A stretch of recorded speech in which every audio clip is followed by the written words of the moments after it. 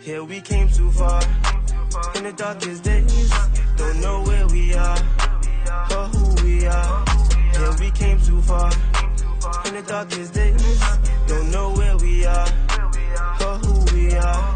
Here we came too far, in the darkest days, don't know where we are, or who we are.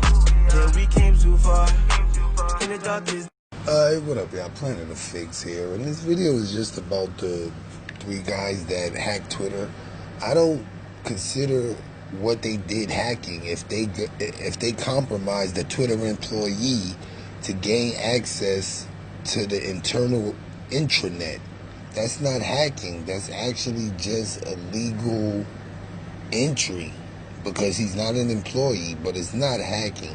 You understand? Hacking is you don't know nobody in the company. You get through their system somehow. But when you know somebody in the company, that's compromising the entire system. So now Twitter got to come up with a way where this could never happen again, as well as other platforms. But this all ties into deeper stuff. $100,000, that's nothing. He was doing it for 2 months and only got $100,000. What adults are really going to work with a 17-year-old only pulling $50,000 a month off of something that he could have basically got millions in hours from? I don't understand that. But he's mainly getting arrested because they want to know what he's seen. Basically, because these are celebrities, and trust me, he had access to their DMs, messages, inboxes from fans. Not only that, personal information they may have been sending. He could have sent a Cash App change similar to Kanye's or similar to anybody, Barack Obama's. But I can't believe that this was over $100,000. You know what I mean? He could have did so much more with it. With that being said, what you heard and saw was the content. For additional content, click the link in the description. Like, follow, share, subscribe, comment, hit the bell, visit my community wall, and if you have time, go to www.amore-eka.com/TV. That's our Planet of Fakes 2. We are the new umbrella, Planet. The Chief Security Officer at Insights. Itai, welcome. Great to see you again. Thank you for having me. You said that basically the hackers got their hands on the crown jewels at Twitter, meaning the administrative access. Shouldn't there be more security surrounding the person and the people who have this administrator access privilege? Well, Twitter does have a great security team, and hindsight is always 20/20. But I think there are additional things that could have been done in order to secure that type of account. But we have to keep in mind, we love talking about technology and security, but the attackers attack people. And so in this case, if somebody was social engineered, it's a little bit harder to actually be able to stop the attack. Is this a bigger problem for Twitter than say, an attack on the individual accounts? Oh, yeah, because we have seen attacks like this on individual accounts, but now you actually have access to all the accounts. So you can run a coordinated attack like the one we've seen now and gain access to very high-profile accounts. I spoke to you last in doing research and doing the interview for the Bitcoin documentary. We talked a lot about the dark web, so you know this seedy corner of the internet quite well. What's your take on what the hacker could have gotten and what it could be worth on the dark web? So the attacker in this case got access to a lot of different accounts, right? So with the fact that he made off with $128,000, I'd consider that pretty lucky in the sense of if it ended with that. Because we have to keep in mind, it's not just the money loss that went to these Bitcoin accounts. If the attacker really wanted, he could sell this to another player who could do a lot of other things with it. And in addition, think about it. If they would have taken this to a political figure and tweeted something out, they could cause diplomatic issues as well. What's your sense as to whether or not we've seen the full fallout of this hack attack? I mean, these hackers could have had access for a very long time, sort of trolling or getting, harvesting data and direct messages, et cetera, for purposes of maybe blackmail later down the line. It seems to me that maybe we don't know what the full impact of this is. I know Twitter is still investigating this, but judged by the actions that the attacker took, it seems like they were actually under some time constraints because they did try to sell access to some of these accounts on an external underground forum, and later pretty quickly moved on to actually sending out this Bitcoin scam. So it seems they were actually under some time and some pressure. Otherwise, I would expect them to do exactly as you said, hang around a little bit, plan and coordinate this attack. Keep in mind that when you have access to something as important as an admin panel, you know that at some point somebody will detect it or somebody will put the brakes on that. So I think they had to engage pretty fast. You think it's a one-off, Itai? For this specific case, yes. Will the attackers stop looking for these type of crown jewels? No way. That's what they're looking for. All right. Itai, thanks for your time. Planet of the Fakes 4 Kids. And Pigstar HH News. Twitter hack Bogner Regis man 1 of 3 charged. Image caption Elon Musk, Kim Kardashian and Barack Obama are among victims of the hack. A man living in Bognor Regis, on the UK south coast, is one of 3 individuals charged over a major Twitter hack, according to the US Department of Justice. Californian authorities filed felony charges against Mason Shepherd, 19. The UK's National Crime Agency, NCA, confirmed it had searched a property in Bognor Regis with police on Friday. A teenager in Tampa and Nima Fazeli, 22, of Orlando, were also charged in Florida. U.S. Attorney David L. Anderson said the arrests proved nefarious hacking, for fun or profit, did not pay off. Twitter accounts of multiple high-profile U.S. figures were hijacked in an apparent Bitcoin scam on the 15th of July. They included former President Barack Obama, Amazon boss Jeff Bezos, entrepreneur Elon Musk, Microsoft founder Bill Gates, Democratic presidential hopeful Joe Biden and reality star Kim Kardashian West, who all falsely tweeted out requests for Bitcoin donations. In his statement, U.S. Attorney Anderson said, "There is a false belief within the criminal hacker community that attacks like the Twitter hack can be perpetrated anonymously and without consequence." He added, "Criminal conduct over the internet may feel stealthy to the people who perpetrate it, but there is nothing stealthy about it. In particular, I want to say to would-be offenders, break the law, and we will find you." Major U.S. Twitter accounts hacked in Bitcoin scam. Twitter hack, what went wrong and why it matters. Twitter hack, staff tricked by phone spear phishing scam. In Florida, Hillsborough State Attorney Andrew Warren filed 30 felony charges against the teenager, 17, who cannot be named, for scamming people across America. The charges include organized fraud and fraudulent use of personal information. As a cryptocurrency, Bitcoin is difficult to track and recover if stolen in a scam, Mr. Warren said. These crimes were perpetrated using the names of famous people and celebrities, but they're not the primary victims here. This Bitcoin was designed to steal money from regular Americans from all over the country, including here in Florida. This massive fraud was orchestrated right here in our backyard, and we will not stand for that. Image copyright if, Reuters image caption Kim Kardashian West, Kanye West, Elon Musk, Bill Gates and Barack Obama were all hacked. The charges against the teenager include 17 counts of communication fraud, 10 counts of fraudulent use of personal information, 1 count of fraudulent use of personal information with over $100,000, £76,340, or 30 or more victims, 1 count of organized fraud and 1 count of access to computers or electronic devices without authority. He's a 17-year-old kid who apparently just graduated high school, said State Attorney Warren. But make no mistake, this was not an ordinary 17-year-old. This was a highly sophisticated attack on a magnitude not seen before. He added that the investigation to discover the perpetrator was a collaboration between the Florida Department of Law Enforcement, the U.S. Attorney's Office for the Northern District of California, the FBI, the IRS, and the Secret Service.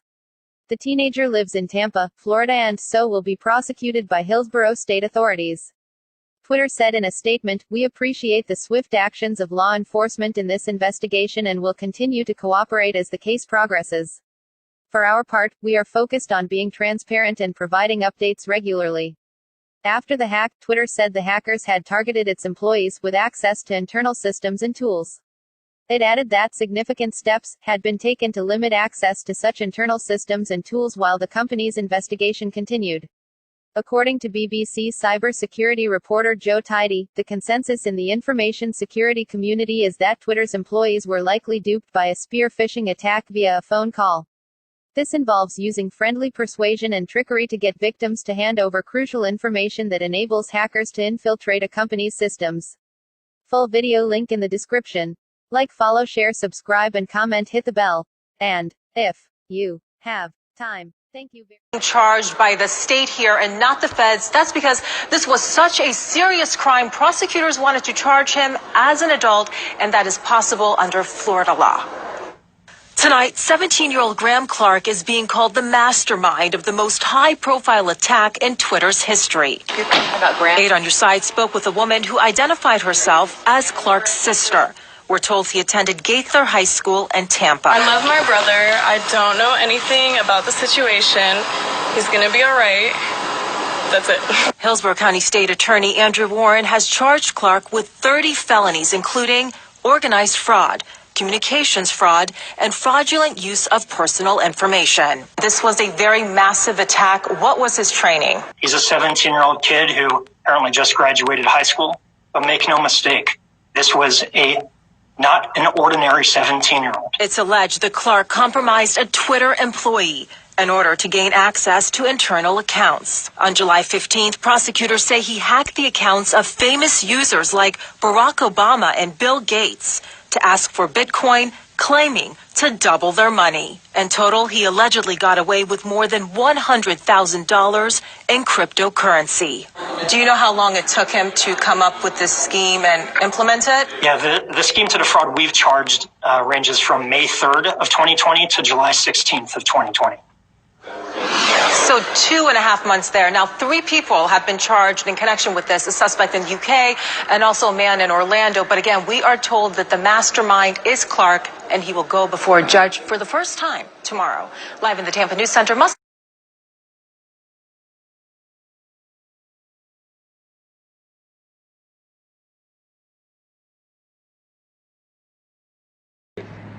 What up, y'all? Planet of the Fakes, king of content. Thank you for looking at my video. And also, I need y'all to basically...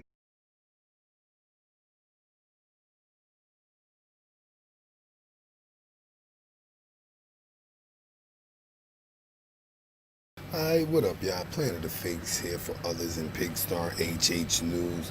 As you know, these Jeffrey Epstein documents have been released, as well as a number of articles connecting Donald Trump to Epstein, including Bill Clinton and other various people. Now, I really don't be getting into all this child trafficking and stuff like that, because the fact I know that the United States is a company and not a place or a government, I already know they only putting this information out there to condition the people now to accept sex trafficking. You may not see that because you see people getting arrested, and it's all an act and a show. It's all an act and a show. They're marketing this to people. And let me give you an example. The Kanika Jenkins is no different than this. You see how they released all that footage and documents, and it all equivalated to nothing. Do you know what it did to the spirit of the people that was desperately searching for justice? Do you know what it did to the people? It crushed them, and it gave them more reinforcement that the government, which is not a government, I keep telling y'all it's a foreign company that y'all pretending to live in, so that's why they have authority over you. But if you didn't pretend to live in the United States and just realize you were on America and only address things that say which happened here on America, you just puppets, and they're just getting rid of us one by one with COVID, getting rid of us with the violence against each other, getting rid of us with poisoning the food and water. You understand? Meanwhile, y'all still paying taxes, kissing their ass every election or tax season. And it's a company. And people know it's a company already, because governments don't go bankrupt and go to foreigners for the money. That's the most ignorant stuff in the world. That's why I don't get into all these articles about politics and all that stuff. I'm not going to be talking about politics with people that don't even know what a state or city is. You understand what I'm saying? But the fact that they are foreign companies, they could do whatever they want in their company. Nobody's going to stop them. You're not even American people. You U.S. citizens. They can't even tell me what the S in U.S. stands for. So how you going to stop them from legalizing pedophilia and all that stuff? You're not going to stop them. Alright, what up, y'all? Planet of Fakes here for others in Pigstar HH News. As you know, these Jeffrey Epstein documents have been released, as well as a number of articles connecting Donald Trump to Epstein, including Bill Clinton and other various people. And how you gonna stop them and you calling them government and they're not even a government? Again, governments run off the tax money of the people. Your tax money go to foreigners to pay back a debt. Why y'all paying debts to foreigners? You don't think that makes you foreign? You don't think if you paying taxes to foreigners, you're foreign. You are foreign because the United States is a foreign company doing business on America. Its business is tricking you to accept slavery. And sex trafficking is a form of slavery. But they enslaving your children. So once you allow that, there's nothing they can't do. You letting them enslave your children. You enslaving your children by teaching them they in a state. But that's beyond the scope of this. But the reason I don't get into politics and all that stuff, because I know they just conditioning the people to accept what they're doing. So after they condition you and y'all see Bill Clinton and Hillary, Oprah, Trump, and all these people getting away with that, you now gonna have a deep hatred in what you're calling government. It's not a government, but they need y'all to be rebellion against them so they can ask for foreign aid and help. This way it's gonna justify having foreign troops on American streets. But they're gonna have foreign troops on American streets regardless because they got troops on the streets now. And once the foreigners cut their funding, troops will still have to go on the street. It's just not going to be American ones. It's going to be foreigners. So y'all keep, falling for the okie doke. Y'all show what your priorities are. Calling the state your government and you don't even know what a state is. And working for United States Federal Reserve notes your whole family the collateral for. You the collateral for the money you working for. Then got the nerve to try to judge people smart enough to know not to work. Because you already working pretending the state's a place, which it's not. Anyway, I don't know why these videos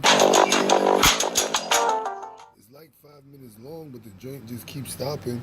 But anyway, this is why it's Planet of the Fakes, because you're walking around 1 million people pretending to live in states and they can't even tell you what a state is. You think that makes you real because you pretending what everybody else is pretending? You're about to get oppressed just like everybody else is getting oppressed because y'all the only ones running around thinking the state could do whatever it wants. And this is why they're going to get away with sex trafficking, because after they show you all this stuff, you're not going to see the people named in those documents going down. So what does that do to the mind when you going to be looking at the Oprah show knowing that she played part, allegedly, in something that Epstein did? What's that going to do for you when you see your President Trump on TV giving speeches about how they got to correct this and correct that, and knowing that he was named in the Epstein papers? Just think about that. That destroys your mind. And then when you have respected people that you look up to that support Donald Trump and the cover-up of what's going on, you lose faith in things, but you still going to be calling them government.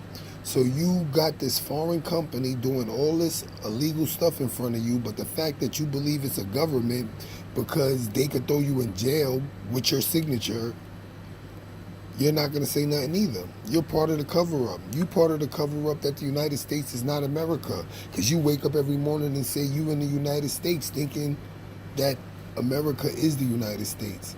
It is not. U.S. of A, not U.S. is A. And you got a lot of these stars and celebrities that got you in this trance that the United States is America, and they're going to keep you in this trance till you're gone. That's the whole point of having people live in companies. A company ain't gonna send itself to jail for killing an entire population. And if you don't believe me, I don't like using this word, Native Americans, look what they did to them. All with companies. Colonies are companies. If colonies weren't companies, then they would have no allegiance to the king. They would have just been groups of people. But the fact that they said colonies, colonies belong to the king. Those are companies, groups, organizations. And when I say groups, I mean grouped products of the king. What you think an organization is. But remember, organization has the word organs in it. States are body politics and corporates. Don't bodies need organs? Organization. That's why y'all pretend to be citizens by naturalization. What is naturalization? U.S. is a citizen. You should be able to tell me, since you became a U.S. citizen through naturalization. That's a word they made up. But you pretending to be a U.S. citizen through naturalization in an organization, in a body politic and corporate. And this body politic and corporate is conditioning you to accept people just like Jeffrey Epstein, because the majority of them are politicians, wealthy business people that if they went to jail, the United States corporation would eventually collapse because they're all going to go to jail. This is part of the ritual and the oath these people take to even hang with people. Because think about it, if you don't do the dirt that the people you trying to be around does, then you can judge them and you can have them judged. So they get you to do the same thing. So now you can't judge them because you're going to have to judge yourself.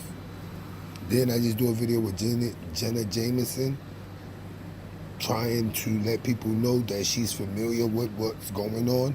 Now, she may have never taken part in it, you understand? But she still knows what's going on. And the fact that she knows what's going on and didn't take part in it, it's a load off her shoulder, and she could drop hints like that. But we already know what people that drop hints like that eventually get. You know what I'm saying?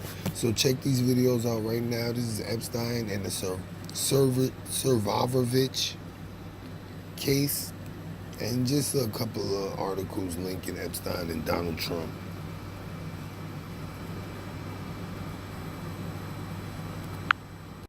And how you gonna stop them and you calling them government and they're not even a government? Again, governments run off the tax money of the people. Your tax money go to foreigners.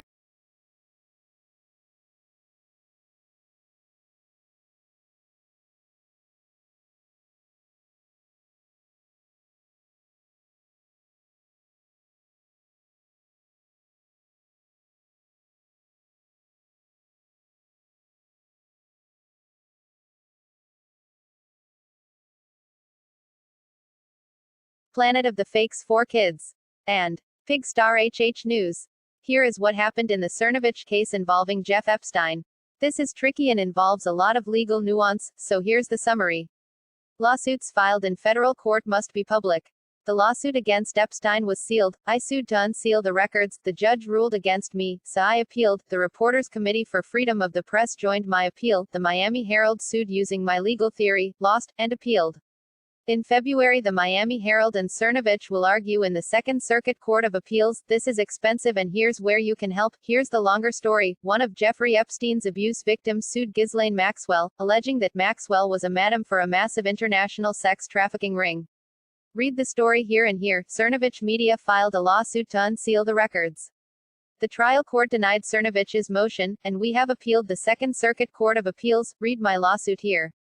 The Reporters Committee for Freedom of the Press filed a brief in support of Cernovich's motion. Read that here. The Miami recently filed its own lawsuit to obtain the records. Miami Herald lawsuit versus Jeffrey Epstein. Parties in this action have made use of the public courts to litigate a claim of intense public interest. They may not do so in secret without a specific finding of compelling interest. Since this has not occurred, and no other interest outweighs the public right of access, intervener's motion should be granted. For over 3 years, the Miami Herald has reported on and investigated Mr. Epstein and others who were involved in the sexual abuse of underage girls. Recent court filings, both in federal and state court, have raised new allegations about his involvement in a wider sex trafficking ring. The Miami Herald has covered, among other subjects, the initial investigation by the Palm Beach State Attorney, the FBI and the U.S. Attorney's Office, the negotiations between those law enforcement agencies and Mr. Epstein's legal defense team, and the ultimate decision by the U.S. Attorney's Office to sign a non-prosecution agreement that was negotiated in secret and sealed in return for a guilty plea to a lesser state crime. The deal, which was not revealed until well after it was signed and Mr. Epstein was sentenced, resulted in him serving 13 months of an 18-month sentence. He now lives in the U.S. Virgin Islands. The Miami Herald has also reported on civil matters related to the original criminal case against Mr. Epstein, which include the now settled above-captioned action. Here, the underlying claim is a defamation action brought by Virginia Jeffrey, Ms. Jeffrey, or plaintiff, against Ghislaine Maxwell, Ms. Maxwell, or defendant, on the grounds that Ms. Maxwell, in coordination with Mr. Epstein, facilitated sexual abuse of Ms. Jeffrey and wrongfully subjected Jeffrey to public ridicule, contempt and disgrace by calling Jeffrey a liar in published statements. ECF. No. 1. Specifically, court transcripts in the Jeffrey Maxwell case make several references to Ms. Maxwell being the madam of Mr. Epstein's sex trafficking enterprise, and to witnesses who may be able to provide evidence of a wider, cross-border sex trafficking ring. In connection with its ongoing investigation, the Miami Herald has sought to access public court filings that will shed light on the scope of Epstein's crimes and address serious questions about whether there was any undue influence that tainted the investigation. These include how the Epstein case was disposed of by the criminal justice system, whether victims were treated properly, whether Epstein's victims were unfairly kept in the dark, whether Epstein was given favorable treatment because of his wealth and status, in short, whether the public interest was served. These questions have yet to be answered because many of the records that could provide responsive information have been sealed. The public, including Epstein's victims, has the right to know how Mr. Epstein's case was prosecuted. The law provides the public with the presumption of access in order to hold our legal institutions accountable and to maintain confidence that they will protect the most vulnerable in our society. Ghislaine Maxwell's response, the Miami Herald, is late to this closed case. It seeks to intervene in a case that was resolved more than a year ago. And it seeks post facto to examine a relatively few sealed and redacted documents submitted among more than 900 court filings. That is only the beginning of the extraordinary nature of its request. Then there is the Miami Herald's blithe disregard of the court's compelling reasons for permitting the parties to seal materials. This case involved plaintiff's claim she had been forced to be a child sex slave for a long list of prominent men. She accused Ms. Maxwell of helping to enslave her and, when Ms. Maxwell denied plaintiff's gratuitously salacious allegations, sued her for defamation. During the course of discovery, the parties produced or obtained significant information about plaintiff's alleged sex activities involving dozens of non-parties. While there was no trial and therefore no factual findings, the defense believed its investigation and the discovery significantly undermined, if not disproved, a large number of plaintiff's sex allegations. Regardless, the case ended with a truce under which neither side had an opportunity to marshal the evidence in her favor to prove her case or to disprove her opponent's case. Into this truce the Miami Herald wishes to enter to selectively pick through the most salacious, sensitive and prurient information. The Miami Herald's reply, importantly, the plaintiff, or Ms. Jeffrey, in this case, a possible victim of Mr. Epstein and Ms. Maxwell, does not object to unsealing. On the contrary, Ms. Jeffrey does not oppose proposed interveners' motion to intervene and unseal to the extent it seeks to unseal all docket entries, and not simply select entries, including the unsealing of all trial-designated deposition transcripts. Plaintiff's response to proposed interveners Julie Brown and Miami Herald Media Company's motion to intervene and unseal, ECF No. 945 Giffer response, at 3. Plaintiff's position alleviates the court's concern, expressed in its previous denial of Michael Cernovich's motion to intervene and unseal, ECF Nos. 550-52, the Cernovich motion, that disclosure of sensitive information, involving allegations of sexual abuse and trafficking of minors, would harm plaintiff. ECF Nos. 892 at 9. Finally, the court's second reason for denying the Cernovich motion, the ongoing status of the litigation, is no longer an issue since the case has settled. Respondent Maxwell attempts to characterize proposed intervener's motion as too late, but ignores that previous motions to unseal were denied precisely because litigation was ongoing. See it, because we are mere weeks from assembling a jury for trial, the importance of leaving these materials protected by the protective order outweighs any public interest in their publication at this time. Quote closing parenthesis dot. Proposed intervener's motion is not untimely. Now, especially so with the support of plaintiff, is the appropriate time to unseal this docket. This will allow the Miami Herald to continue to report on matters of clear public interest and give the public the opportunity to learn more about how wealthy and powerful men are able to act as sexual predators with little or no consequence. Full video link in the description. Like, follow, share, subscribe, and comment. Hit the bell. Planet of the Fakes for Kids. And Pig. Star. HH. News.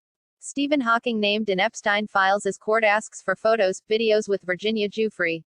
Stephen Hawking has been named in recently unsealed court documents involving disgraced child sex trafficker. Planet of the Fakes for Kids. Jeffrey Epstein files are out. And we're back, Mike Cernovich, Cernovich.com. Sorry, my hair is a mess. I'm, doing a bit of digging, a little bit of reading the files. I've gotten through 90% of the files at this point. All the big ones, I think, just been speed reading, all day, and some highlights. Definitely, just prominent names are, just go on my Twitter account, go to cernovich.com/Epstein, and you can see that. But something very prominent I want to show you, okay? Let me show you this. So this is an email from one of Epstein's victims to the FBI. Hi, Christina. I was wondering if you remember the Sydney consulate. I'm a victim from the Jeffrey Epstein case. So she, these victims reached out to the FBI. The FBI blew them off. That's just reality. So they reached out to multiple people in the FBI, and the FBI refused to take any action, refused to hand over any evidence, refused to do anything. So yay, FBI. Yay, FBI, led again, that's for sure. Bill Clinton is identified by name in the Epstein files, so that's gonna be an interesting one, So here we'll just show you a little snippet of this. So when you say you asked him why is Bill Clinton here, where was he here? On the island. When you were present with Jeffrey Epstein and Bill Clinton on the island, who else was there? Ghislaine, Emmy, and there were two young girls that I could identify. I never really knew who the other ones were. So Bill Clinton, he's implicated by name. It's going to be interesting. It's going to be interesting to see what the media does with that. He's just on the island, implicated by name, and that's really that. I don't know. Just as far as like that goes, he's just implicated. There's not really a way to spin it. And it'll be really, really interesting to see the names. A number of prominent people were named too. I tweeted their names out. But what really sticks with me is how the FBI just refused to do anything. They just didn't do anything. Right. That's what they do. They protect each other. They protect. I don't know who they were protecting. That's on you guys to try to figure out. By the way, you can read the document, cernovich.com/Epstein. There's still, honestly, more questions than answers. So the big enchilada in all of this is the deposition, Virginia Giuffre's deposition. And there's just redaction after redaction in this thing. I don't really get it. So here, I'll just pull up an image for you real quick, show you what it looks like. So they go, okay, please name that person that Ghislaine Maxwell directed you to have sex with. Redacted. Okay, so there's a bunch of redactions remaining in this file. I don't really understand why that is. But there's a bunch of redactions. See all this? These are all names. So blank is another one. Ghislaine Maxwell directed you to have sex with blank. Object to the form. All right. When did Ghislaine Maxwell direct you to go have sex with blank? What words did Ghislaine Maxwell use in talking to you and asking you to go have sex with blank? So I don't know why well, okay, well, I was asking about blank. Okay. So I don't know why there's still these redactions, and these redactions are done all throughout. All throughout.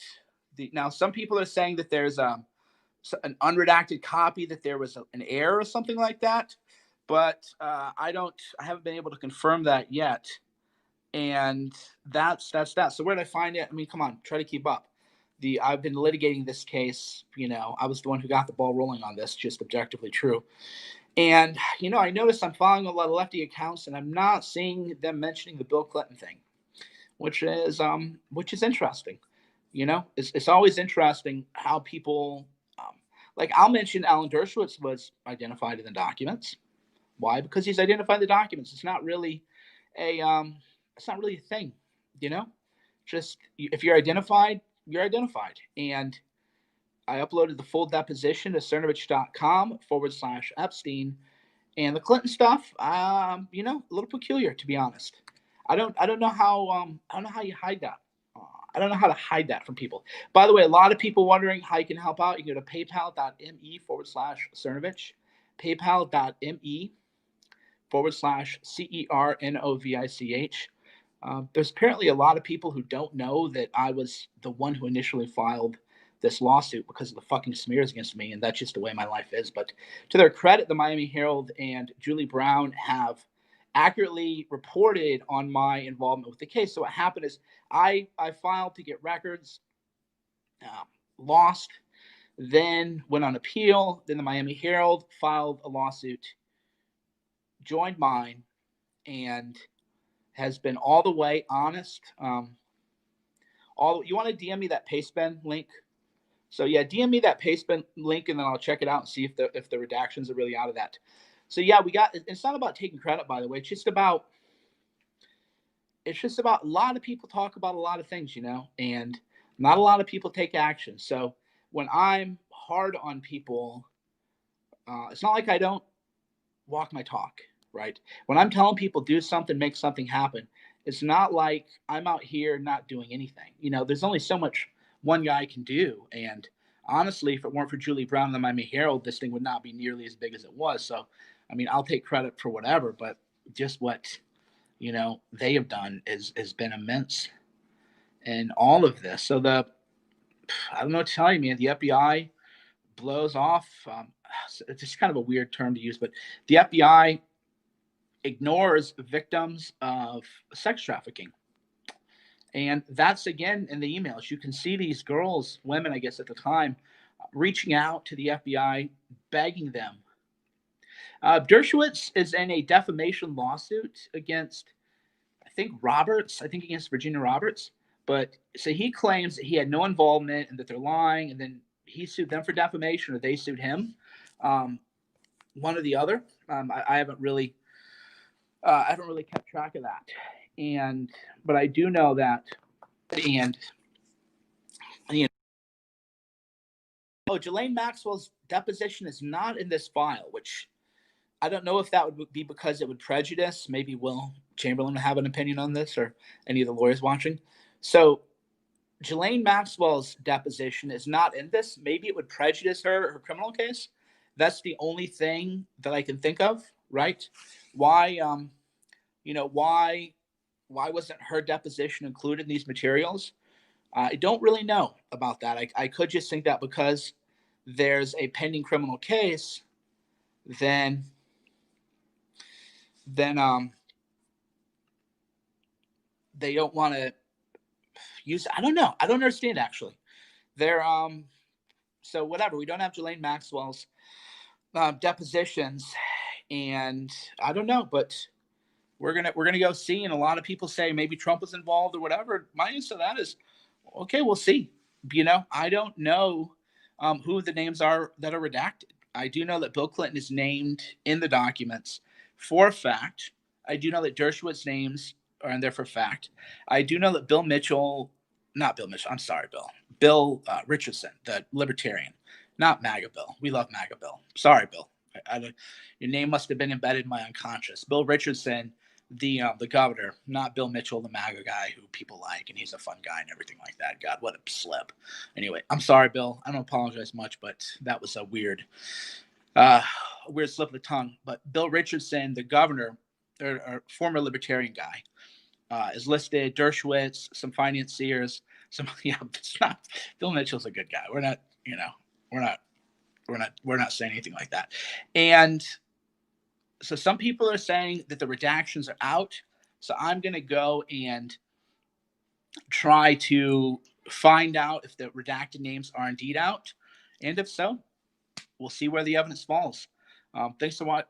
Is he a Democrat? Okay, so Bill Richardson. Yeah, I'm a newbie to politics. I don't know who a lot of these people are. I'm reading. I'm definitely. Another thing too I wanted to mention before we go is that in the deposition, right? In the deposition from Roberts, she says that she was trafficked all around the world: London, Paris, New Mexico, the island, and for some reason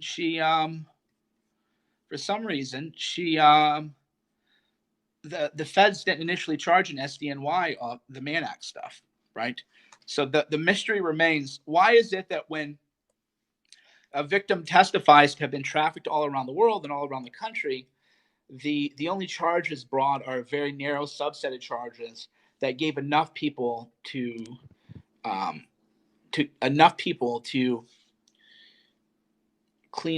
mop up Epstein Island? So the way that the initial charge in SDNY was filed does not sit well with me. It's very, very, very very shady to me. It never felt good to me. It never felt right to me as a lawyer. And I don't understand. Well, I mean, I do understand. Because it was a containment operation. The SDNY action, as initially filed, it gave them being the intelligence agencies, the whoever, the puppet masters, it gave them time to go to the island and destroy evidence. So we know why the SDNY case under Berman, who has been removed from SDNY, we know why that was a mop-up operation. That was a containment operation. That gave everybody enough time to go to the New Mexico place and destroy evidence, to go to Pedophile Island and destroy evidence, while looking like you're doing something right. So you're looking like, oh, we're going after Epstein and we're taking him down. And then a lawyer reads the indictment and says, not really.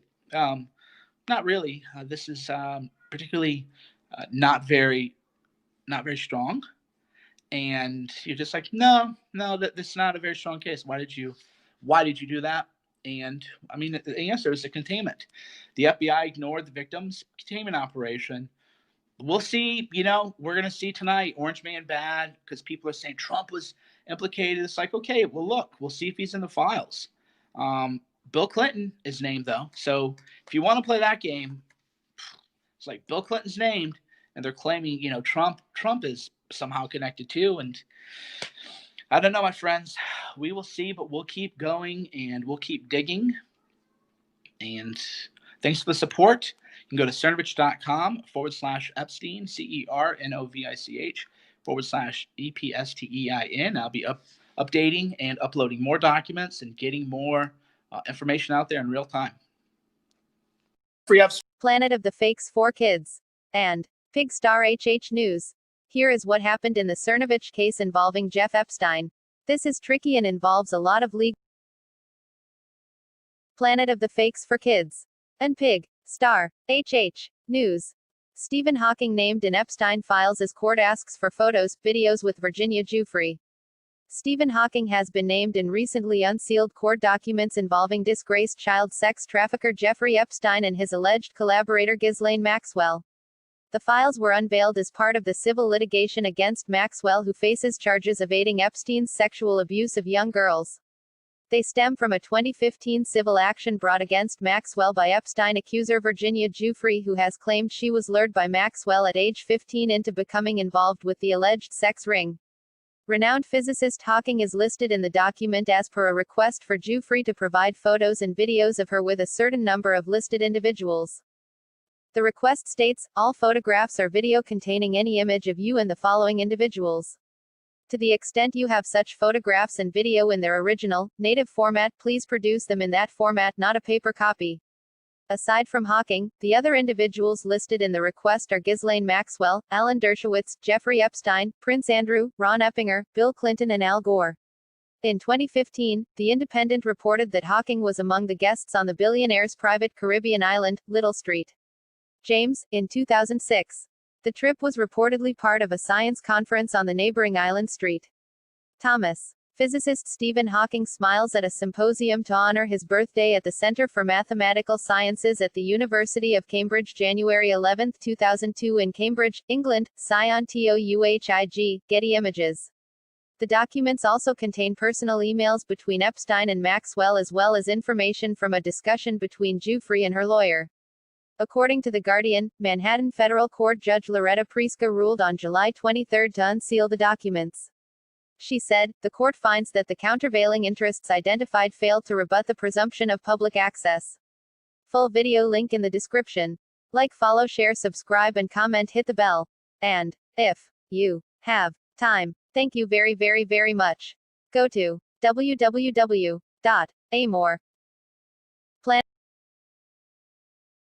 Planet of the Fakes 4 Kids.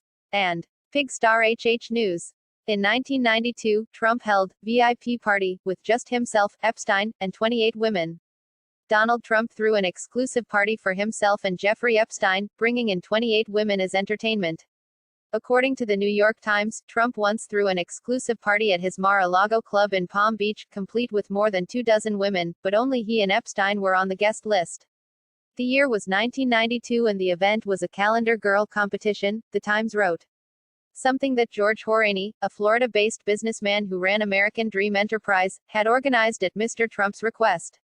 Horaney told the Times on Monday that he informed Trump he had arranged for 28 girls to attend the event and asked who all the then real estate mogul had invited.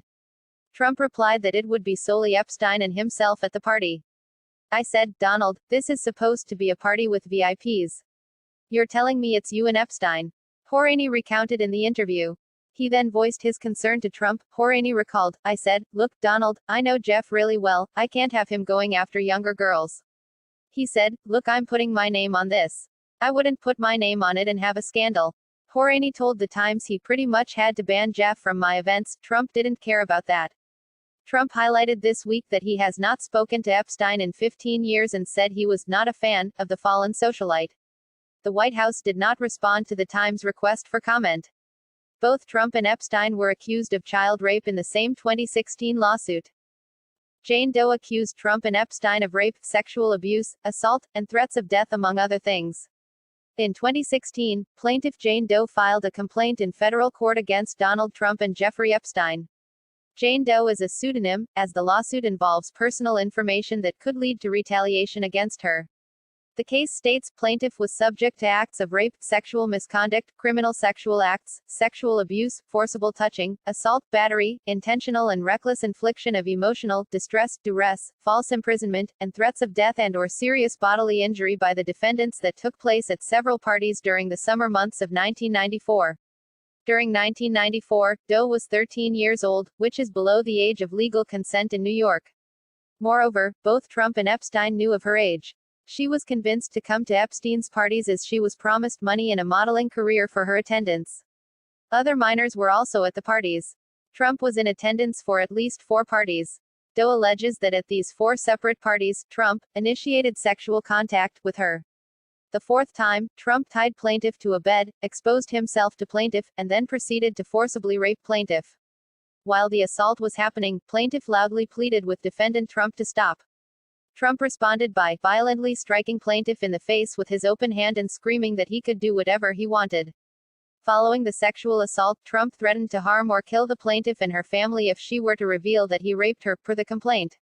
Epstein, on the other hand, allegedly had sexual contact with Doe at 2 parties, once before Trump raped her and once after. After Doe had been raped by Trump, Epstein raped her anally and vaginally, despite her pleading with him to stop. Epstein also threatened Doe, saying that she and her family would be harmed or killed if she revealed any details of the rape. Doe suffered emotional, mental, and physical pain from the attacks. As soon as she filed her first complaint in court, she began to receive threatening phone calls. In response, Trump issued a statement saying, "The allegations are not only categorically false, but disgusting at the highest level and clearly framed to solicit media attention or, perhaps, are simply politically motivated. There is absolutely no merit to these allegations. Period." Newsweek reported last year that Ronan Farrow's book Catch and Kill: Lies, Spies in a Conspiracy to Protect Predators claims David Pecker, the CEO of American Media Inc. AMI, which is the former publisher of the National Enquirer, was in close contact with Trump when the rape allegations were made public in a 2016 lawsuit, and that then National Enquirer editor Dylan Howard assured Trump's personal lawyer at the time, Michael Cohen, that they would track down the woman with the rape allegation and see what they could do about her. An AMI spokesperson said Farrow's claims were untrue, however, Newsweek noted. In November 2016, just days before the presidential election, Bloom suddenly announced a press conference with Jane Doe had been cancelled, saying Doe had become frightened after receiving death threats. 2 days later, Doe's lead attorney, Thomas Meagher, filed to dismiss the case. Jane Doe has not been heard from since. Bloom told the publication that Howard did tell me he thought Jane Doe lacked credibility. That wasn't the reason she asked her other attorney to drop her case. She added, "After we received numerous death threats and my law firm's website and emails were hacked, she did not want to go forward." Facebook opinions. Why do you think Trump left the Democratic Party? Who do you think he is going after? The swamp is filled with sickos. Wait till it all comes out. It will be shocking. Another point, you don't think $45 million could find this kind of crap to take Trump down. That's because he left those type of people in order to take them down and out of office. Look at how many on both sides left when Trump got in. They didn't go for another term. Why? Not a coincidence. Trump is for all Americans. Trump and a few others are for all Americans. Let me get this straight. Trump says if his daughter wasn't his daughter, he would date her as he was looking at her breast as he said it. Joe Biden in front of all those parents was holding little girls in front of their parents and talking. Okay, we finally got that straight. Trump's a slimebag like he always was, Caitlin Willis, but if you look, he sold it in January right as this was all starting to unravel to try to make it kinda out of sight out of the news kinda thing. In my opinion, there was a lawsuit that involved Trump kicking Epstein out of Mar-a-Lago when Epstein attempted to proposition an underage employee of Trump's. Trump has nothing to worry about, should read the unsealed documents that were released today. It clearly states that Trump was in no way involved. Witnesses say he never touched anyone. Good morning. The human race is conflicted and the times that we are going through now is nothing new, just identified by a different name. We just have different players in the game. If we don't vote for Joe Biden, who is qualified to lead this country and wants to address the real issues we are really facing with intelligent dialogue and action, it's going to be 4 more years of chaos and tantrums from Donald Trump. He wants to do everything his way even if it's wrong and destructive for US and the people. I am praying that everyone will get out, or send an absentee ballot and voice their choice and invoke their 14th Amendment to the Constitution right to vote. We are all of the human race. Don T. Let propaganda and historical misinformation and plain old lies keep you shackled to ignorant ideas and values. Wake up everybody, be and exercise your right as a part of the human race. Am I my brother's keeper? We must do better as a country in ethnic and economic issues. The United States leaders should lead in the way in God we trust mantra would dictate. One nation under God, with liberty and justice for all. Vote the senatorial, Congress, House of Representatives race is important because they make the laws. Don T. Sit this one out. This election is just as important as when we as constitutionally minded citizens came together and made the best choice regardless of race, color or creed. God bless you and your families. Wear your masks and practice social distancing. COVID-19 is a killer as well as apathy. Thank you for your ear. You really need to get your facts straight before you post this stuff. The one picture is of Trump with his daughter. The other picture is with Trump and Melania. Of course, I cannot vouch for Joe Biden in any way, shape or form. He's just a child pedophile. And the photo of Trump with Epstein, well, yes, before Trump became president, many years ago, he hung out with the Hollywood elites. The A-listers. Once Trump realized what was going on with Epstein, he cut his ties with him. You will not find any recent photos in the past 20 years or so with Epstein. Plus, if the Dems had anything at all that they could link Trump to Epstein, don't you think they would have pulled that out of their back pocket by now? So before you post something like this, please do your homework. It's very easy to find out who's in these pictures. I'm not quite sure why you didn't do your homework first. What does this have to do with Trump aside from the damn photo? Epstein ran what the feds call a honeypot. The purpose of a honeypot is being able to blackmail the person that got caught in it. If Trump were guilty of anything, the media and the Dems wouldn't have had to push the weakest impeachment of all time. They wouldn't have had to start the fake Russia investigation based off a bogus dossier that keeps popping up in the news now for famously being unverified. If Trump were guilty, he would have never ran for office knowing he'd be exposed. If he were guilty, the deep state would have released some video or photographic evidence before 2016 instead of some crude locker room talk audio. If the feds that Obama used to control had evidence of pedophilia on Trump, he wouldn't have been elected to appoint 200 conservative judges, 2 Supreme Court justices, build 200+ miles of new border wall, slash thousands of Obama regulations, and stand on the precipice of fixing DACA. Epstein and Maxwell were actually friends of Bill and Hillary. Check the flight logs. EP had a painting of Bill in a dress in his apartment. And more evidence of Trump's hate for pedophilia and human trafficking can be seen on the Department of Justice's website by a record number of arrests and an executive order combating it. Use logic, dude. You know that if Trump were guilty, we'd have found out by now and not before. He's about to serve 4 more years. David Caesar, face it. Both sides are caught dipping in the honey pot. Tell. How? Without telling on themselves. David Caesar, face it. Both sides are caught dipping in the honey pot. Tell. How? Without telling on them. Epstein attempted to proposition an underage employee of Trump's. Trump has nothing to worry about. Should read the unsealed documents that were released today. It clearly states that Trump was in no way involved. Witnesses say he never touched anyone. Good morning. The human race is conflicted, and the times that we are going through now is nothing new, just identified by a different name. We just have different players in the game. If we don't vote for Joe Biden, who is qualified to lead this country and wants to address the real issues we are really facing with intelligent dialogue and action, it's going to be 4 more years of chaos and tantrums from Donald Trump.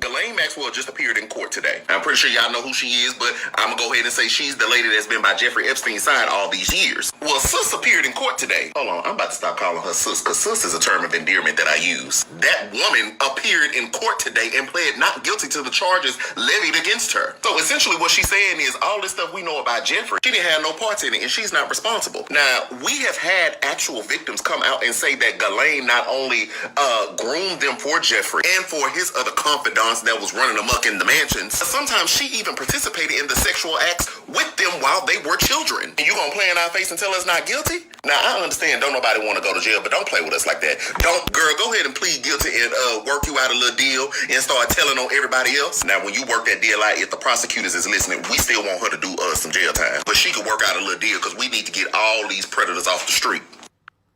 Lane line.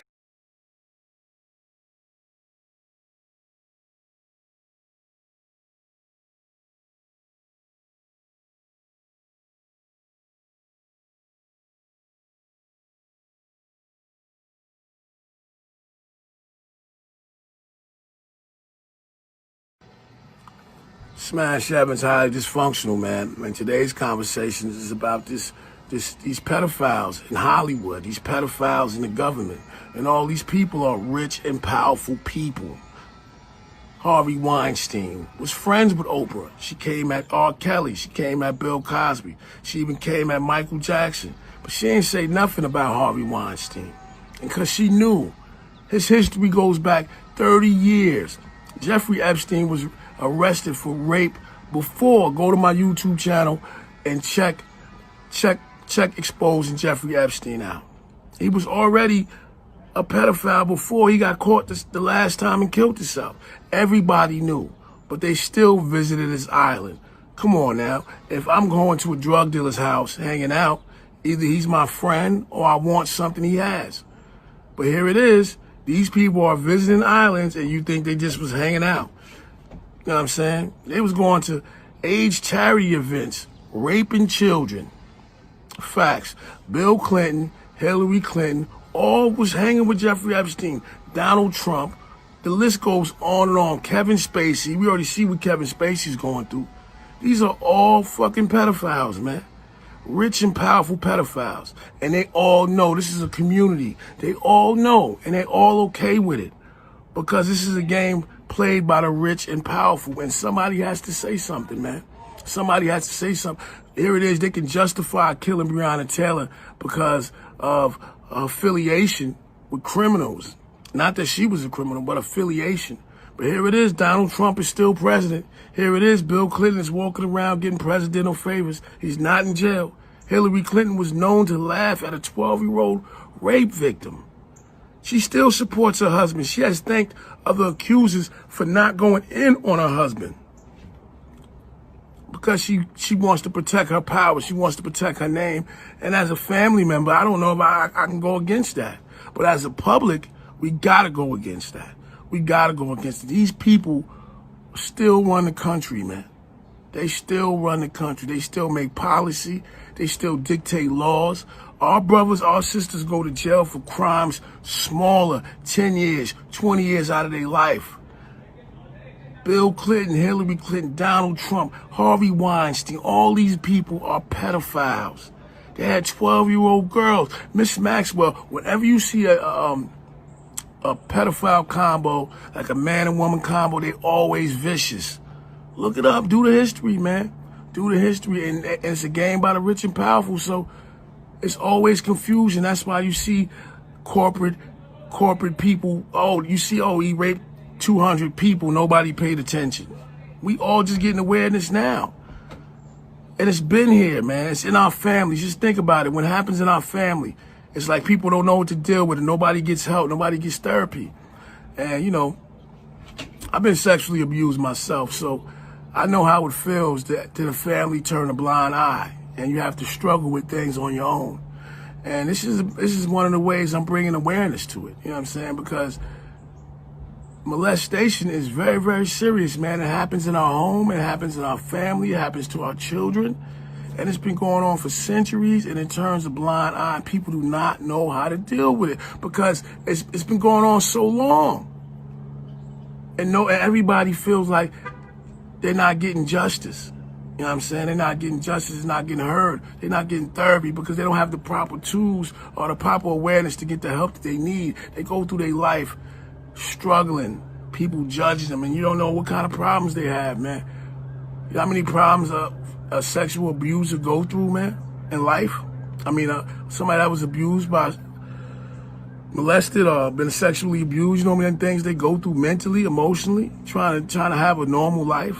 I mean, I've been there, man. I've been there. I've been through crazy stuff in my life, so I can speak on it, man. You know what I'm saying? I was molested as a child. I was very, very young, and I went through a horrible experience, man. Horrible. And nobody said nothing. Nobody gave a fuck. So now you in the news, you got Bill Clinton. It's common knowledge. It's public knowledge. I can just look this stuff up on my phone. This guy is a rapist. He hung a rapist. He visited Jeffrey Epstein's island 20 times. What was he doing? Discussing governmental policy? Jeffrey Epstein said he got Bill Clinton in his pocket, and I believe him. I believe that Jeffrey Epstein was working for the government, going to get underage girls for the government and powerful people. They said he had riches that they didn't know where it came from.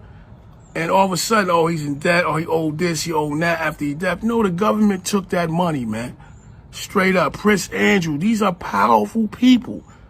You know what I'm saying? We all got highly dysfunctional people, and we protect the crazy uncle in the back that touch girls. But we shouldn't. And touch little kids, but we shouldn't.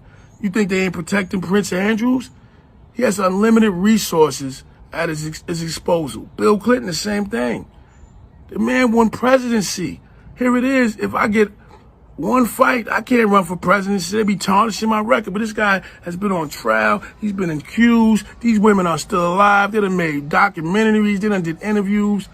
I mean, here it is. Bill Clinton is still Bill Clinton. It's not right. It's not right, and it's a sad thing, man. It's a sad thing, and we have to talk about it. We have to bring awareness, and we have to bring a stop. Powerful people run the country, judges.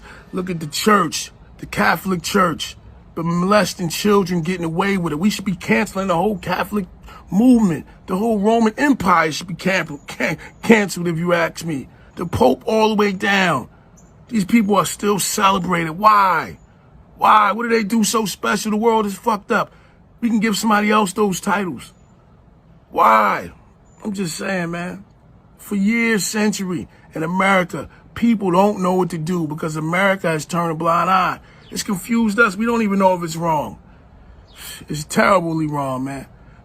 The effects of child abuse, the effects of being molested is so much, man. It's so much, man. You think that person is strong, man. They are sometimes mentally weak and they're still being preyed on. They still fall to peer pressure. I know, I studied the subject. You're listening to the Smart Brew. I can go into a lot deeper, but I know y'all got short attention spans. But just do the knowledge on Bill Clinton. Do the knowledge on powerful people. All these stories about pedophiles. They selling people on the black market, selling people in stores. This shit is real, man. This is not a joke. I've been looking it up, and I've been trying to find a way to crack it, man. A lot of people are coming out about the sexual abuse in Hollywood. And Oprah, all these people are down with the shit. You know why? Because they ain't say nothing. They picking and choosing who to say something for.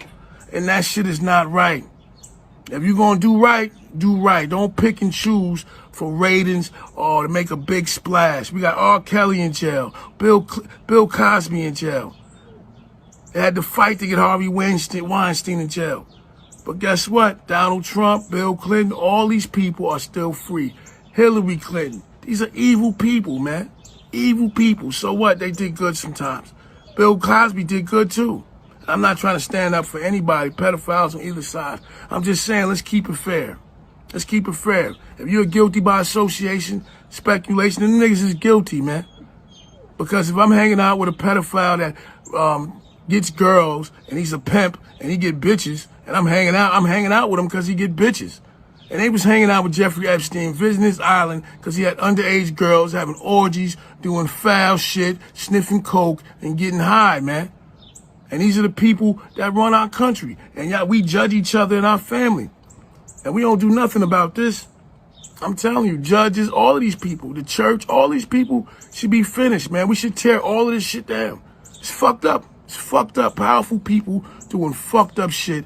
Go look at the Filthy Rich. Go to my YouTube channel and look at exposing Jeffrey Epstein. I break it down for me and you. Mrs. Maxwell, I talk about Hillary Clinton. I'm telling you, man. Whenever a man has a woman covering for him, they get evil, medieval. I'm telling you, man, look it up, do the knowledge, man. Even in lesser crimes. Whenever there is a couple and there's a team, you get more done. Two heads is better than one. Especially a woman going to talk to other girls and other children. I'm telling you, it's a sick game. All the way up, man. Google all the knowledge. There's so much fake news, you don't know what's out there right now. But check it out, man. So much shit out there. How corrupt the government in Hollywood is. And they're getting away with this shit. And black people still can't get reparations. We still can't get justice. Man, matter of fact, we can't get shit, man. And these motherfuckers got everything and they foul. Foul. Peace and love, man. Happy Friday. Enjoy your weekend. Highly dysfunctional. I'm still here.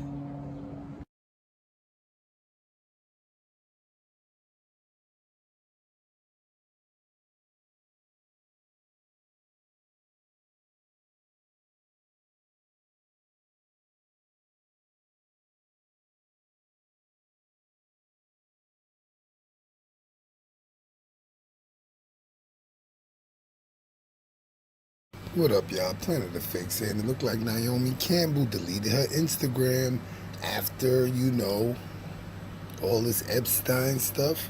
Deleted. And she had 9 million followers. Naomi Campbell deleted her Instagram and she had 9 million followers. Let's go over there.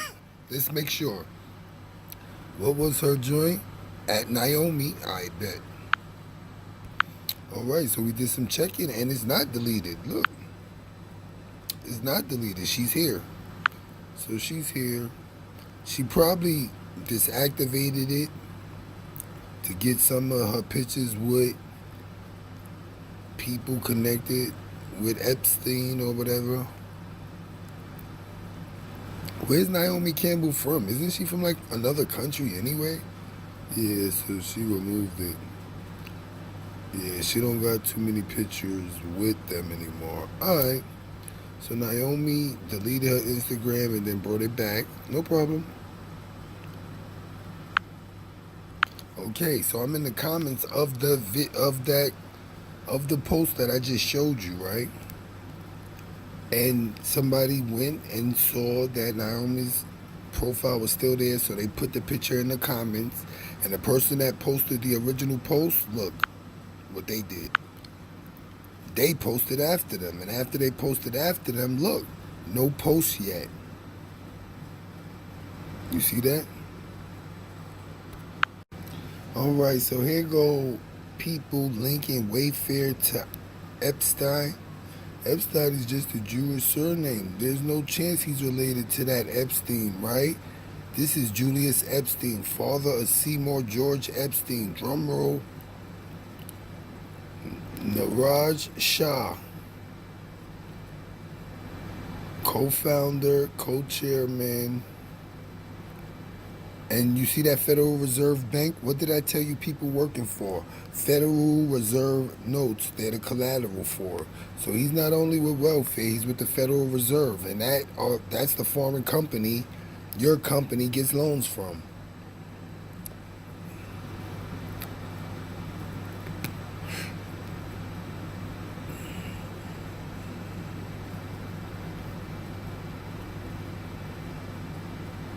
Julius Epstein, uh-oh. Seymour George Epstein, that's his son. And George is the son of Jeffrey, they're claiming. But they saying he died in 1991 in Ohio. Born 1953, Brooklyn, New York. So that's the connection they try to do with Wayfair.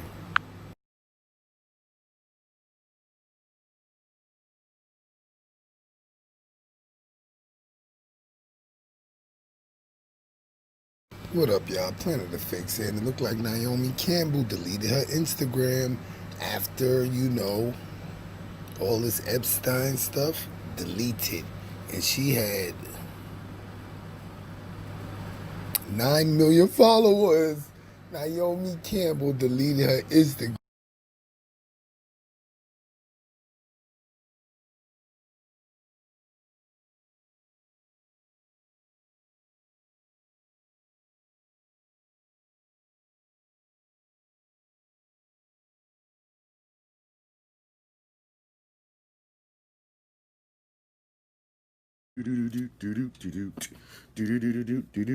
Now, to anybody that smokes, I suggest you smoke wisely. You don't want your brain going off into other worlds that your brain is not mentally prepared for.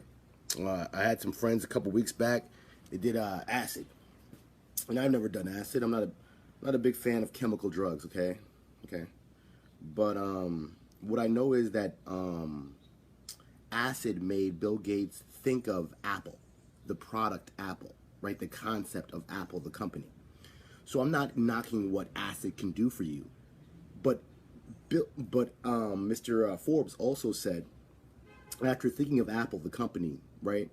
He felt that he was actually capable, or somewhat capable, of handling the drug and what it's going to do to his mind and his life.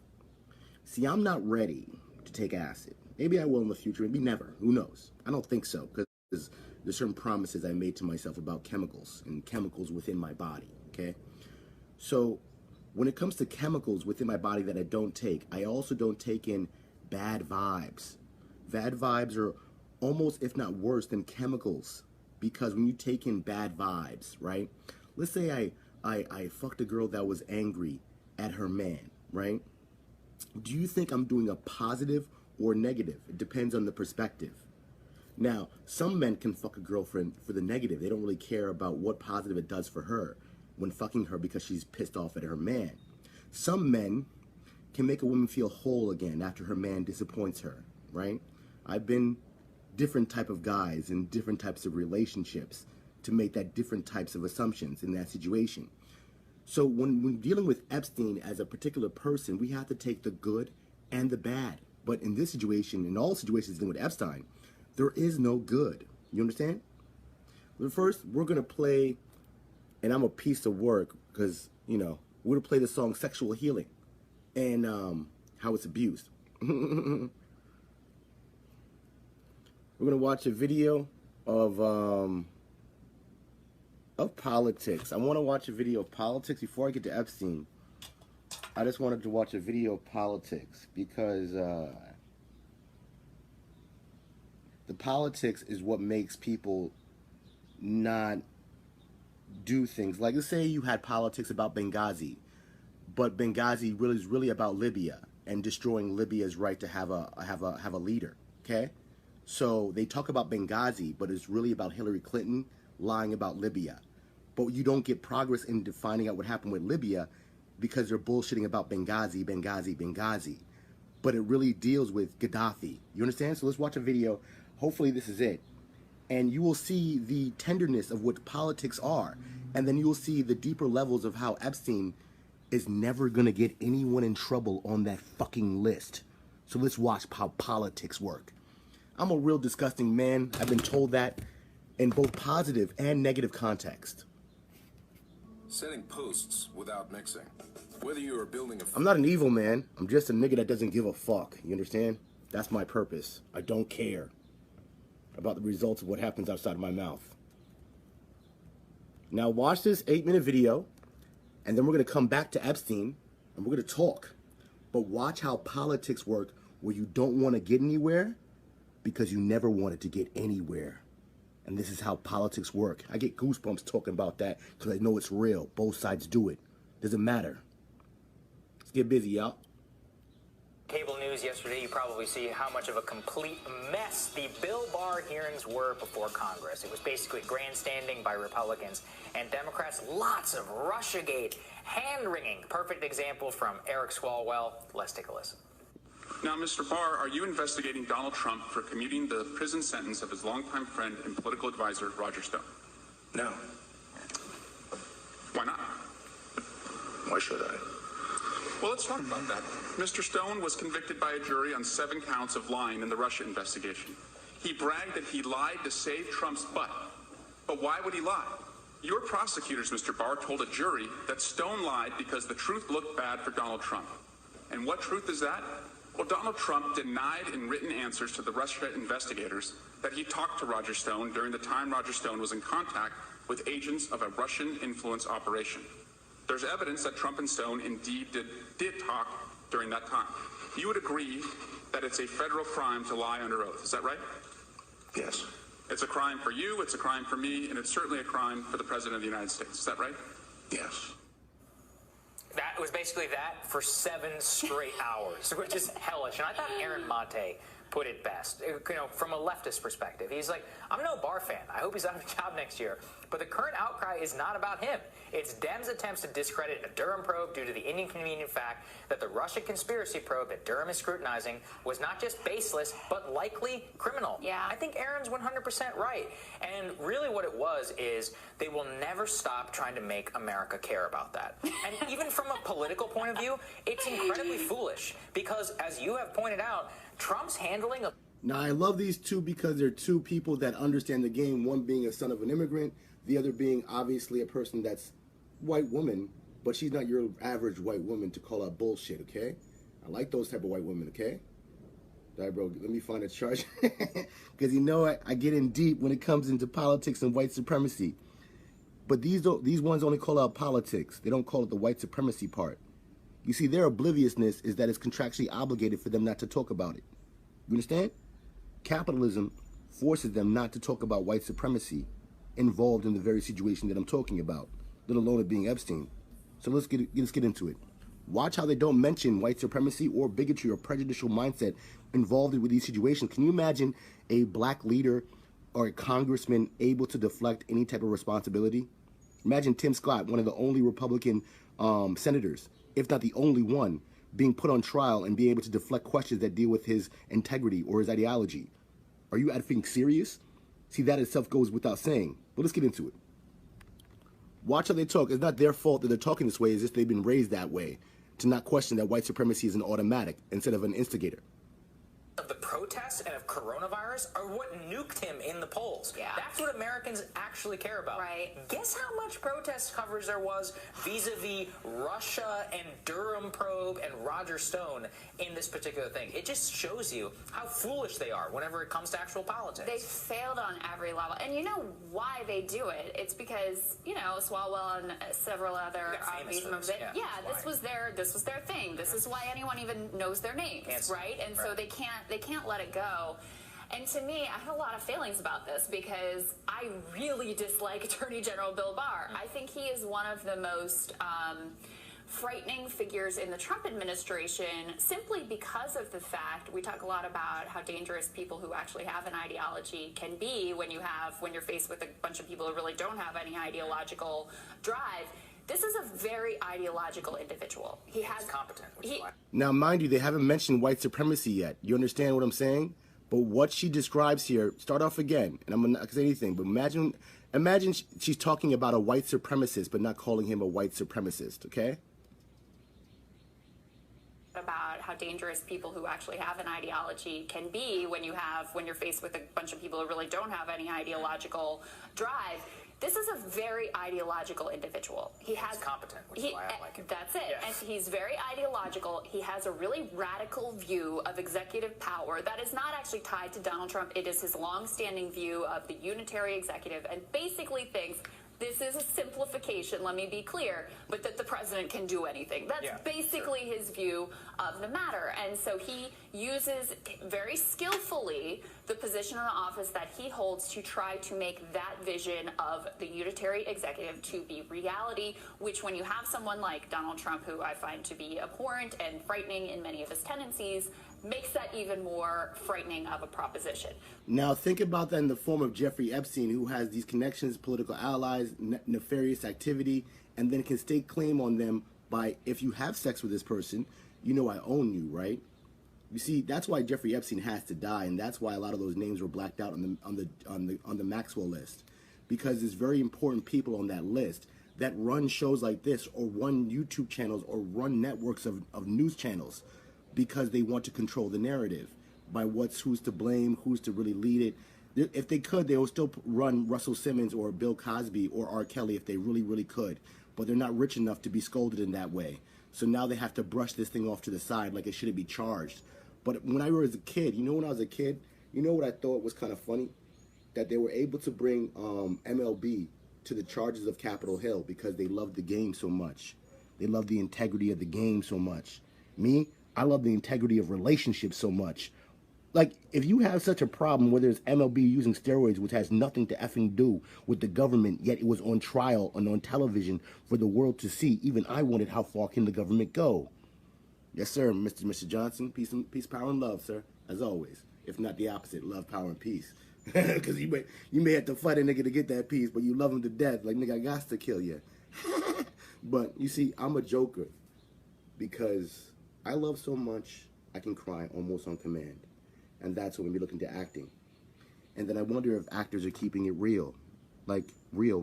You understand what real means? Not like Will Smith, our marriage is a fucking fraud real. I mean actual real, nigga. But you see, we got niggas like that fronting the way. Cornball ass niggas. We used to call them around my way. Cornball ass niggas. And you say it like that. Not like this. Cornball ass niggas. You say like cornball ass niggas. Like you wanted to punch him with your chin. Let's get in this video. And these people are not ignorant. They want to know better. They want to do better. But to see how the levels of white supremacy works, they have to understand they have to make capitalism work for themselves, to push ahead, to push forward, to move forward, so to speak. I love those little punchlines, Mark Twain-esque. Let's get into it. So when she goes into it, she is completely aware there's oppression and bigotry, and a bigger line is not being drawn. She talks about Palestine and Israel like it's a thing that's not a thing to be talked. That's not a thing that hasn't been talked about enough, because it hasn't been, because of bigger powers that be. But why won't she look into higher? Because why she looks, if she was black, do you think she would go any higher than what she knows?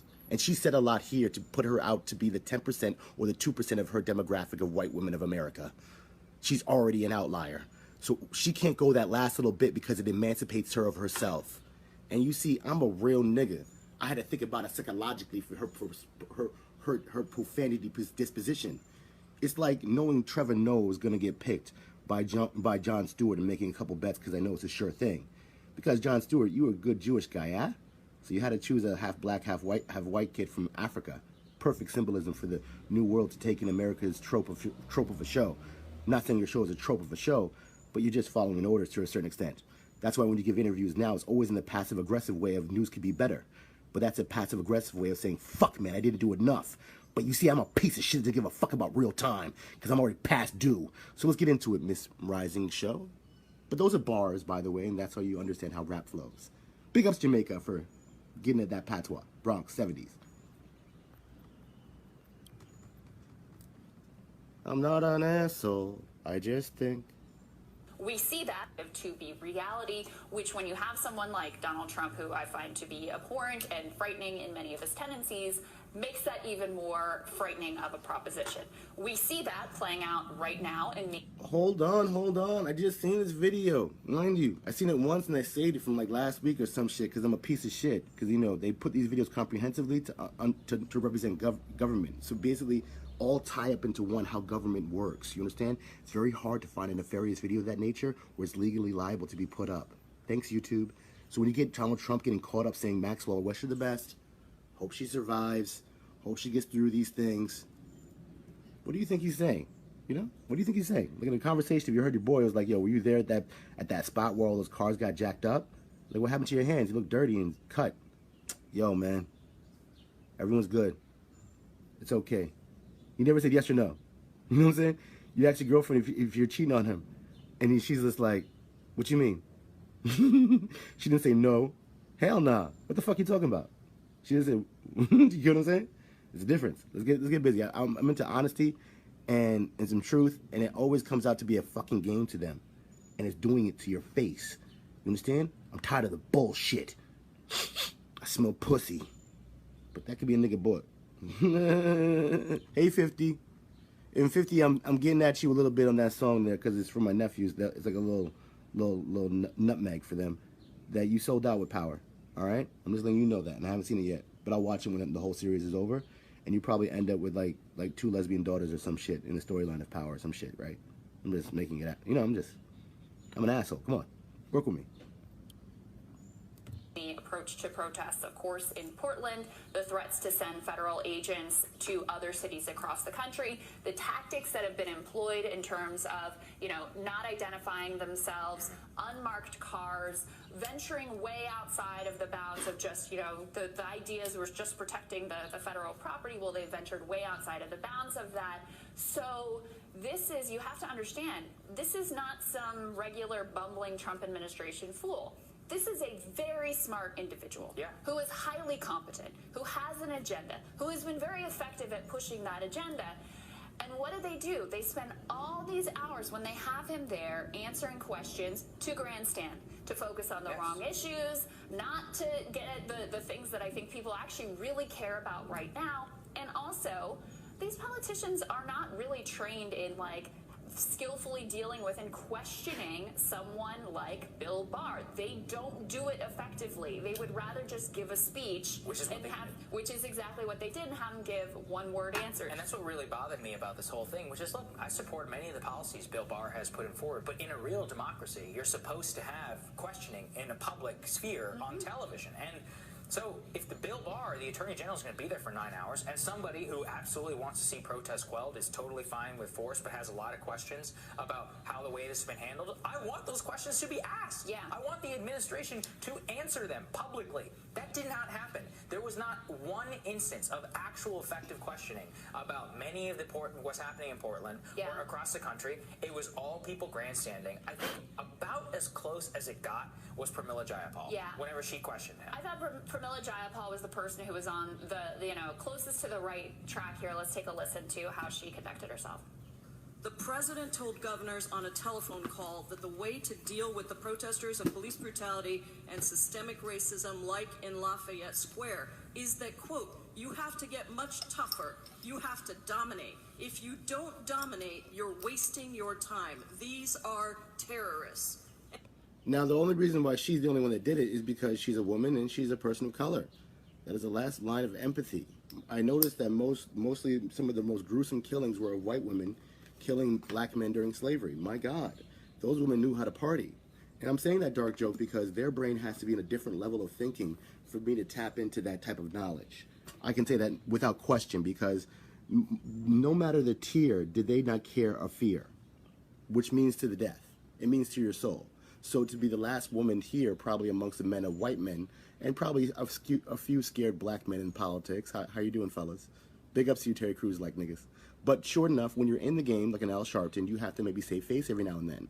So she's trying to save face for everybody asking some bullshit questions on him doing white supremacy-like activity. Big ups to you not doing anything for Eric Gardner, you piece of shit, William Barr. But we'll get to Jeffrey Epstein in a minute because it's a big-ass system. You have to understand, white supremacy is, how do I put it? It wants to dictate empathy throughout the world. I mean that 100%. How you take in empathy. You get what I'm saying? It's a very dark joke because it means, you bugging. Nah, let's question it. You see, the attitude he has here is one of a person that is nervous. Let's check it out. My man never let go of the pen here. If you notice, he's been strolling that pen for a long time. William, I've been watching you for a number of years now because you're a piece of shit. And I like to smell my shit protruding to the top like a fresh piece of oatmeal in the toilet. But since it's brown, I know to appreciate it a little bit more than maybe you would. But you see, these are nefarious ideas in my mind that are coming out there in a third-party sense because I'm a piece of work and I know how to do this. So when I see that one of the only people of color asking you a question about racism, I want to hear what your answer is. Just run that back. I love setups. I love them. Lafayette Square is that, quote, you have to get much tougher. You have to dominate. If you don't dominate, you're wasting your time. These are terrorists. And he also talked about you on that call, sir. Here's what he said. He said, the Attorney General is here, Bill Barr, and we will activate Bill Barr and activate him strongly. Do you remember that call, Mr. Barr? Yes, I do, but he wasn't talking about protesters. He was talking Mr. about Barr, rioters. apparently the president believes that you can be activated to implement the president's agenda and dominate American people exercising First Amendment rights if they're protesting against him. Now, this was a key moment. If you look at the polling, things were trending. People didn't like the president's coronavirus response, and then there is a jump and a separation in the polls after the Lafayette Square Park incident.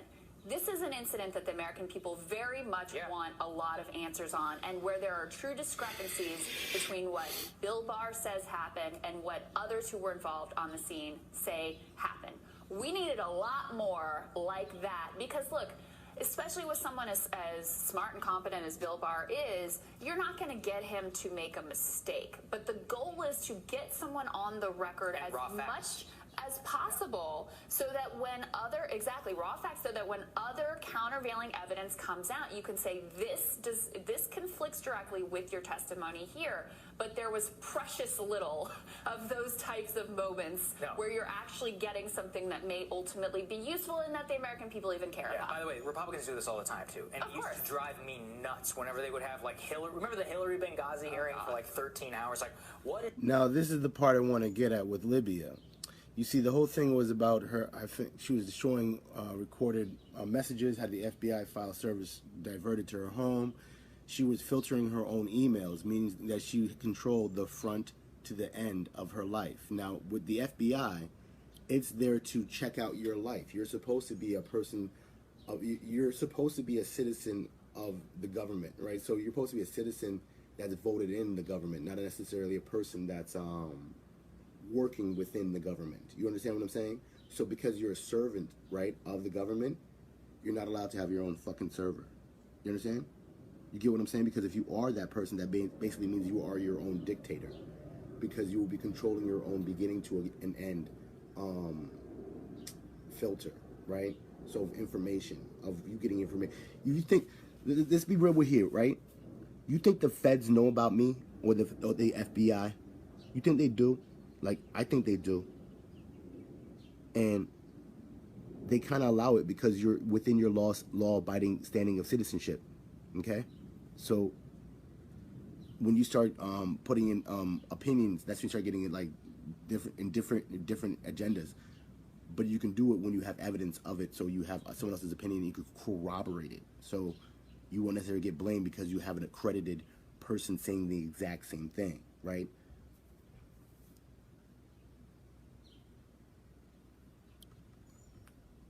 Did you know it exactly? So this is the point where politics takes over and there's no progress done, right?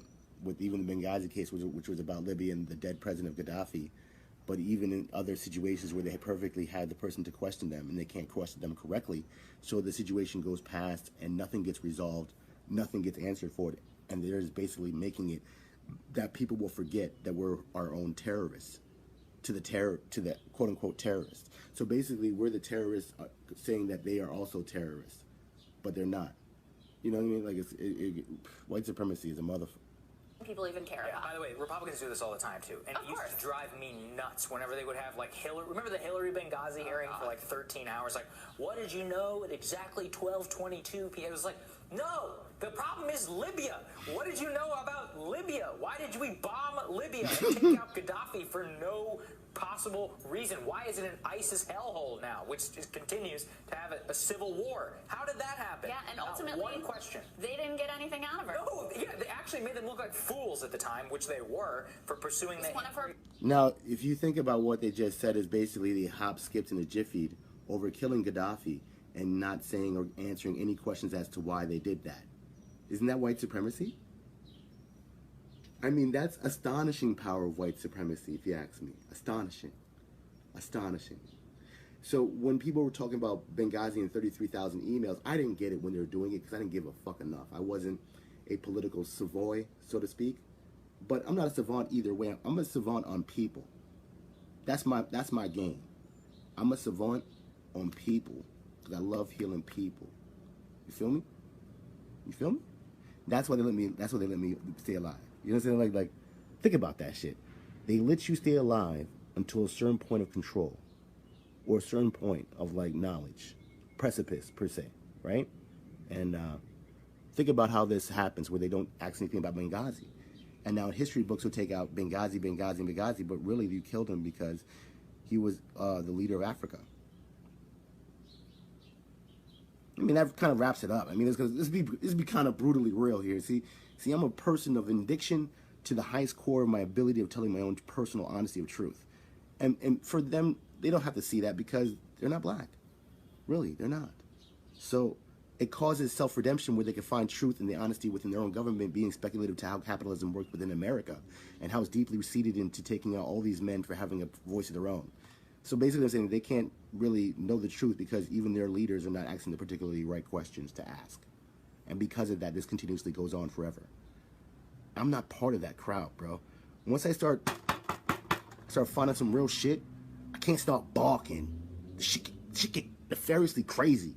Because you start balking, then other dogs start barking, and that's when they got to kill the bark. I'm anti-bark. I don't even know how to say it correctly.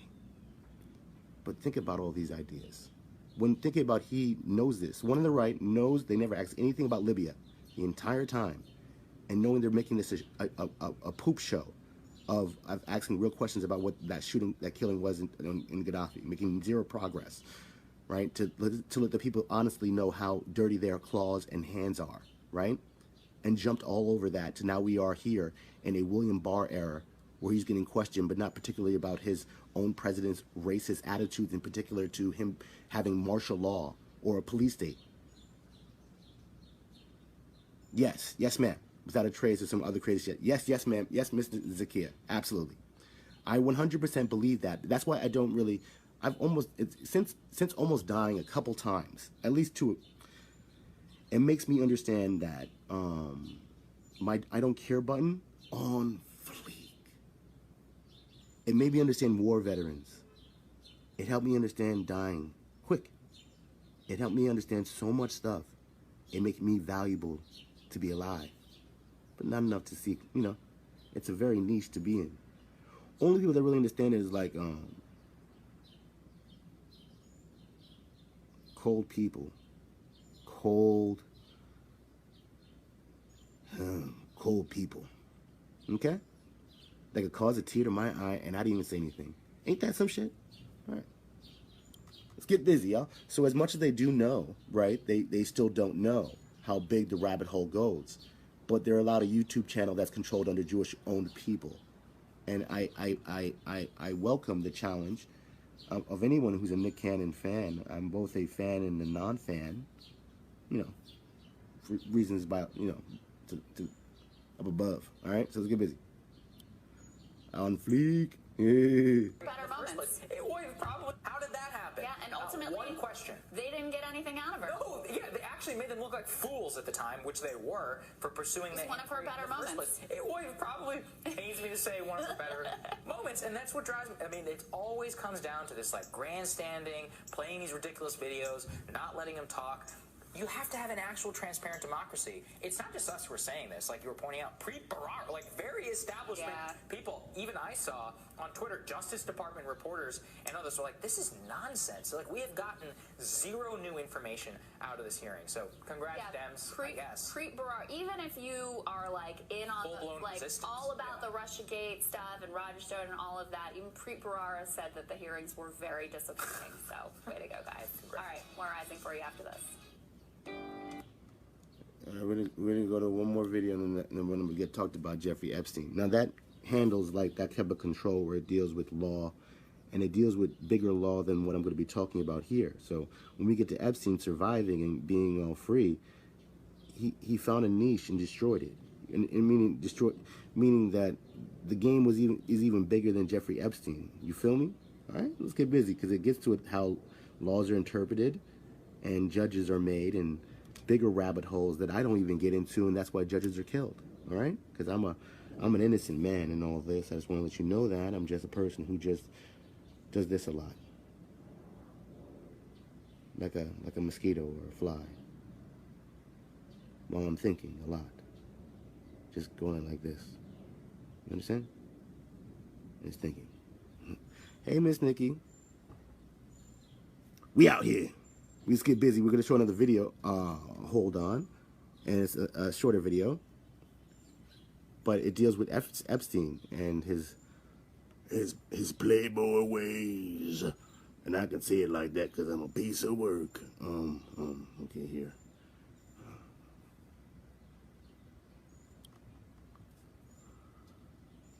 Some breaking news this morning. Late last night, some of the Epstein documents were unsealed by a judge. Now, these documents in particular stem from a deposition given by Virginia Giuffre, who is a high-profile accuser of Jeffrey Epstein and of Ghislaine Maxwell. Many of you might remember her from her accusations against Prince Andrew. And she's a highly credible person, witness, and we've seen some of her interviews on camera. She sued Ghislaine Maxwell back in 2015. These documents stem from that, and they show definitively that Ghislaine Maxwell has lied under oath in the court. Her lawyers have blatantly lied. Right. So let's lead off right with that very first accusation, or not even accusation, that proof, which is that from that deposition, from that case, this is an email between Jeffrey Epstein and Ghislaine Maxwell, January 21st, 2015. Now, her lawyers had already said in her bail memo that 20 days ago, just 20 days ago, she had not communicated with Mr. Epstein in over a decade. So right off the bat, Crystal, blatant lie in the court of law. That's what we already know about. Absolutely, and the details here are pretty chilling too. You have Epstein coaching her. Let's throw that back up. That's what that email is. Right. Coaching her on how to say, you know, that these are all lies and untrue, completely untrue, that she's been smeared, and innuendo, slander, defamation, salacious lies, all that stuff. And then he goes on to say, you've done nothing wrong, hold your head up high, go to parties, get over it, is basically what he says. So, again, the real bombshell here, the fact that the two were very clearly in communication. Yes. And that is firing and can defeat these charges. Absolutely, and that goes directly against what Maxwell's lawyers have been representing here.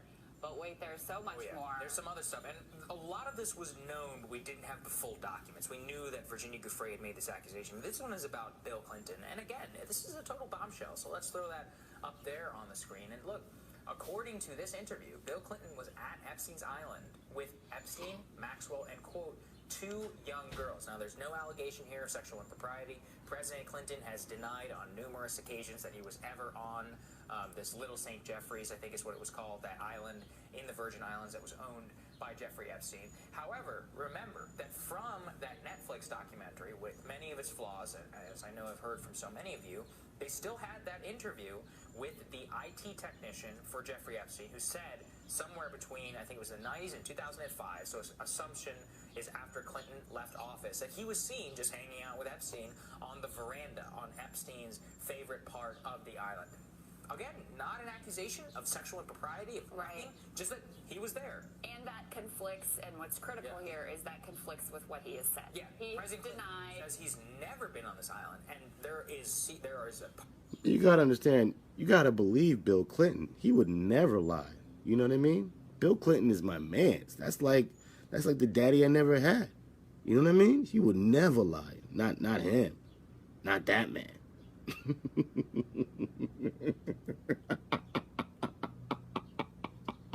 Part of this deposition also that talks to Maxwell about her interactions with President Clinton, the numerous times that he flew on Jeffrey Epstein's plane. Remember that there was also, remember those pictures that we brought you of Ghislaine and Kevin Spacey sitting on the throne, the British throne. That was actually part of a tour organized by Prince Andrew for Bill Clinton, Ghislaine Maxwell, Kevin Spacey, and Chris Tucker, I think, the guy from Rush Hour. So, motley crew of people. Yeah. Really, but, I mean, just goes to show, again, how deep Ghislaine... I think they actually threw in the Chris Tucker for kicks. Notice how he says it. When he says Chris, this is just a throwaway, but it's not. You know what I mean? like watch. Well, Kevin Spacey and Chris Tucker, I think, the guy from Rush Hour. So, motley crew of people. Yeah. Really, but they ended it off with a black guy. Again, now, I'm not saying white supremacy is involved. I take the good with my bad. It's all bad for me at the end of the day. I'm a black man. I can OD in self-deprivation for a while. I can even prove it to any type of researcher. I'm a piece of work. Trust me. I know it. But you see the way he just did that last part. I wonder where he got that from. Was it in the newsroom? Did they tell you in the newsroom to do that? Hold on. Tell me. Well, Kevin Spacey and Chris Tucker, I think, the guy from Rush Hour. So, motley crew of people. Yeah. Really, but, I mean, just goes to show, again, how deep Ghislaine Maxwell was able to embed herself with really the elites. And I don't want to let Trump off the hook, too. Remember, Trump just said the whole, I wish her well, I met her many times in Palm Beach. I mean, I don't know what the hell that one was. Yeah, absolutely. And so, again, what we have here is allegations from Virginia Giuffre that Bill Clinton was, in fact, on the island, which is something that he has denied, which now makes it 2 individuals between Virginia Giuffre and also the worker on the island who reportedly placed Bill Clinton there. We also got some more information about Prince Andrew. Let's throw that one up. Okay, we've put this photo on the screen a number of times during this show. That is Prince Andrew with his arm wrapped around Virginia Giuffre when she is only a teenager. Of course, he has very non-credibly denied ever knowing her. And he says that's a fake. He claims that photo is a fake. All right, yes. Sure. Okay, well, so apparently... All right, and I'm going to give this to you kind of soundly. Mr. Andrew as a person, right, minus all the glitz and glamour, looks like and sounds like a spoiled rich kid. And it's kind of obvious, but I mean a real one. You know what I mean? When I mean a real one, meaning one that never kind of grew up and takes advantage of position. Okay? That's just my opinion of him before him having any money. So that type of individual could fall under some sort of spell, so to speak, when you're dealing with Mr. Epstein, who's was a high school teacher in a private school. So he knows how to work the mind of young people that are stupid, let alone a grown man that's stupid, right? Because men are stupid. I like to repeat that again. Men as a whole, we're killing this planet, all right? We're stupid, really, okay? And to truly care for the planet, you have to care for, you know, the planet, so to speak. Sorry. So this man is probably more likely a serious pedophile, but at the same time, he almost doesn't know better because he has never had any discipline in his life in a way of you know, being a suspected prince or some bullshit like that, whatever entitlement he has, he's still a rapist, and that's fucked up. You know what I mean? Like, you know, you wish someone could beat his ass every corner when he wakes up in the morning for like a whole year on every 10 years. So you know every 10th year you're getting your fucking face smacked every fucking time. But there's like, you know, there's no permission slips or anything like that for like that type of mindset. So he just disappears at this point, and you don't see him ever again. Like somehow he has no responsibility within this context of these people. Because if he cracks, he'll crack up on other people and give up other names.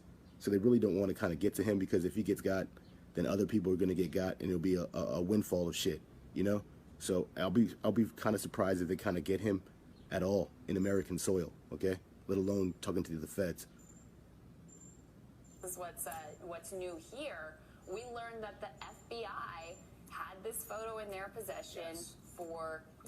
Oh yeah, the FBI already knew for years, okay? Now, that's partly why I'm so liberal and just talking breezy on this thing, hashtagging, I need to hashtag the feds in this motherfucker, because they already know about you. Like, the way 5G works is you're always on. They wanted to do away with CB radios and CD radios and all that other shit. They wanted niggas on where they could pinpoint their location, like they could pop up with Jesus Christ all over again and find out where that man is. You find that man. We got 5G. You find that man. I hope you get what I mean, but they want you so tracked like that, that by process of elimination, if you don't got it, is where you are. You understand what I'm saying? And then you'll still be put on the grid regardless of whether you want it or not, because it passed the threshold of finding out who has it and who doesn't, and then you could dilate where that person is. I'm not saying anything crazy. I'm just, it deals with like sovereignty, rights of anonymity. If you ever looked at your civilian rights, and I suggest anyone do that, because Mr. Prince here is exhibiting them right now, where he's using his anonymity to evade arrest and talking with the FBI. In what real world do you know anywhere in any of this real world where any person can rape somebody, touch somebody, have evidence of it, concrete eyewitness testimony from the actual person, and evade them for so long, and he's a public figure like that? In what world does that happen? Tell me, huh?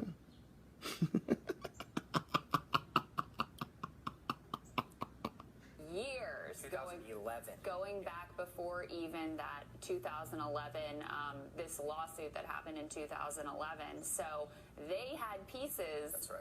And so what was the holdup? Why haven't you done anything up He wasn't until black. now? Yeah, this is just so big here, because what it shows is that the FBI has had this allegation against Prince Andrew, and a credible photo to back up this allegation since 2011.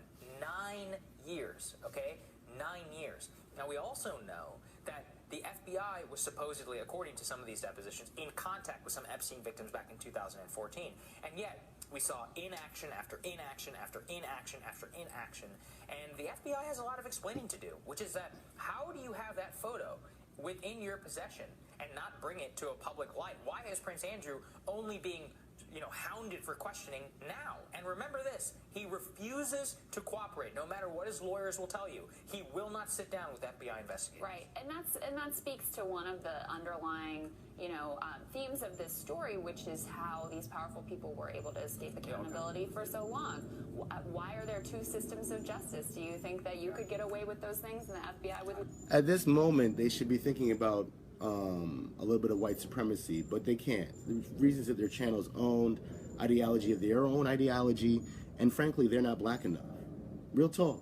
If they're naturally not black enough, you're not going to ask a third level of questioning that naturally aspires to your self-identity and who's oppressing you. So that would naturally come up when you shake your head the way you did. And lovingly, as I love the show, I could critique it like a small child if it was my own.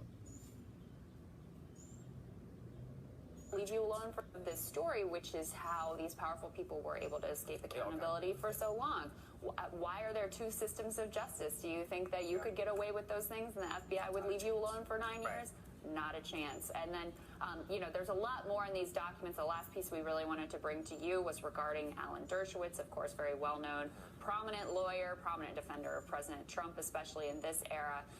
So what this shows as well is that Dershowitz, she again is accusing him of having committed sexual acts against minors, and she also talks about how Dershowitz helped negotiate an agreement with a provision that provided protection for himself against criminal prosecution in Florida. Allegedly to himself. Allegedly, right. So this is, again, another piece tying him in. He very much denies all of these allegations very publicly and very, very forcefully, but this is another look at what exactly he is accused of. There are a lot more names that are inside this deposition, but unfortunately, they have been blacked out because... Now, that's why I brought up judges earlier when I set this whole thing up with William Barr. See, those judges are very important. That's why I go to the Supreme Court in that Byron Allen case, and I'll never stop for the rest of my life off that case alone. Because it deals with the quality of talking to your future about what's happening now. You see, they want to control the memory of history. You know how hard it is to do that? To control the memory of history? Think about that. Right? I have no... My father's side, I have no memory of that family on that side, and I have no yearning for it, because it never existed to me. So controlling history is a very big portion of self-drive. In the illusion of it, even so. See, my illusion is I'm stronger than what people make me out to be. Even though I couldn't cry, I'll knock you the fuck out. It's just what I do. But you see, it's my attitude on life. I've always challenged it. And you see, they're not challenging enough to think that they have control of their life, or they don't. Somehow self-destiny perpetuates itself. But you see, there's a reason why you brought in Chris Rock, and you didn't have to. But that's cool. I wouldn't have, but I would have been the black guy naming like 10 more white folk on that list if I was in your position. But I wouldn't get chosen for that position because of my disposition. You understand? But you see, I'm a two-folded talker. You understand? What did I just say to you? I do that with my nephew, and I play a game of mental disease with him that he understands it to the point that he plays it with my sister, and it pisses her off now. But it's not my problem. That kid's thinking on the fly. He's going to be thinking so much, he doesn't even have to think 10 years from now. He'd be thought out. See, I want to rinse that brain dry as much as I want to water it down with antacid. So, we have 1 more minute left, and we'll get busy on Mr. Epstein, and we'll talk about how all this would be for naught. But I will talk about the levels of scrutiny to the mind. The judge has essentially ruled in this particular case that if your non-party agreement, non-pertinent information, that your name cannot come out, so they remain sealed. And you can actually... Basically what he said is, if your name is not involved in a case that's getting charged with rape, and this girl willingly had sex with you in an underage situation, then we don't need to investigate any further or blow up their spot anymore to corroborate this evidence, because I'm a judge that's probably paid off by either white supremacy or the person on that list has paid a heavy fine, enough with the higher-ups that they're not in the list. You see, I'm a person that understands white supremacy never stops. It never fucking quits. It never chivels. It never goes to the side. It is never wavering. See, they want the rights to your soul. You know how hard it is to give the rights to your soul up? You know how hard it is? I thought about doing that when I was a kid. You gotta go through mad things to do it, though. Let me down a dark tale or two. Have me talking to crackheads and homeless people. You feel me? You don't want to go down that road. That shit crazy. Because it deals with the mind and how you release something of your knowledge of self. See, that day, I wrote off certain people in my life, and I never looked back. But you see, now I'm getting flashbacks. What should I have done? What should I do? Should I do something better? Should I do something more? You see, white supremacy knows all about that, and it wants to help you. It wants to be your friend, the law. You feel me? It wants to do it in ways that you don't even see coming. I see you, 50, with all that power. Like you really got power, nigga. You were paid and bought. You see, your purpose was to destroy New York's swag of unity over impoverishment. Mindful, too. Thinking above. Even Ja Rule, as much money he made singing, he knew singing brought harmony. That's a side story, but... See, these people, Bill Clinton, Prince Andrew, Dershowitz, all of them, they're kind of in on, and they're all like buying in on nefarious activity with young girls, and that's a wrongful thing to do. You understand? And if you ever want to be scared, just look it up. I dare you. Most of you probably never have. I dare you. It'll fuck you with your mind. That's why you haven't. It's good. That's your humanity speaking. See, I'm wanting to risk my humanity. That's why I don't mind getting punched for free. I just want to see what it feels like to get punched for free. part of me is really like, can I do it?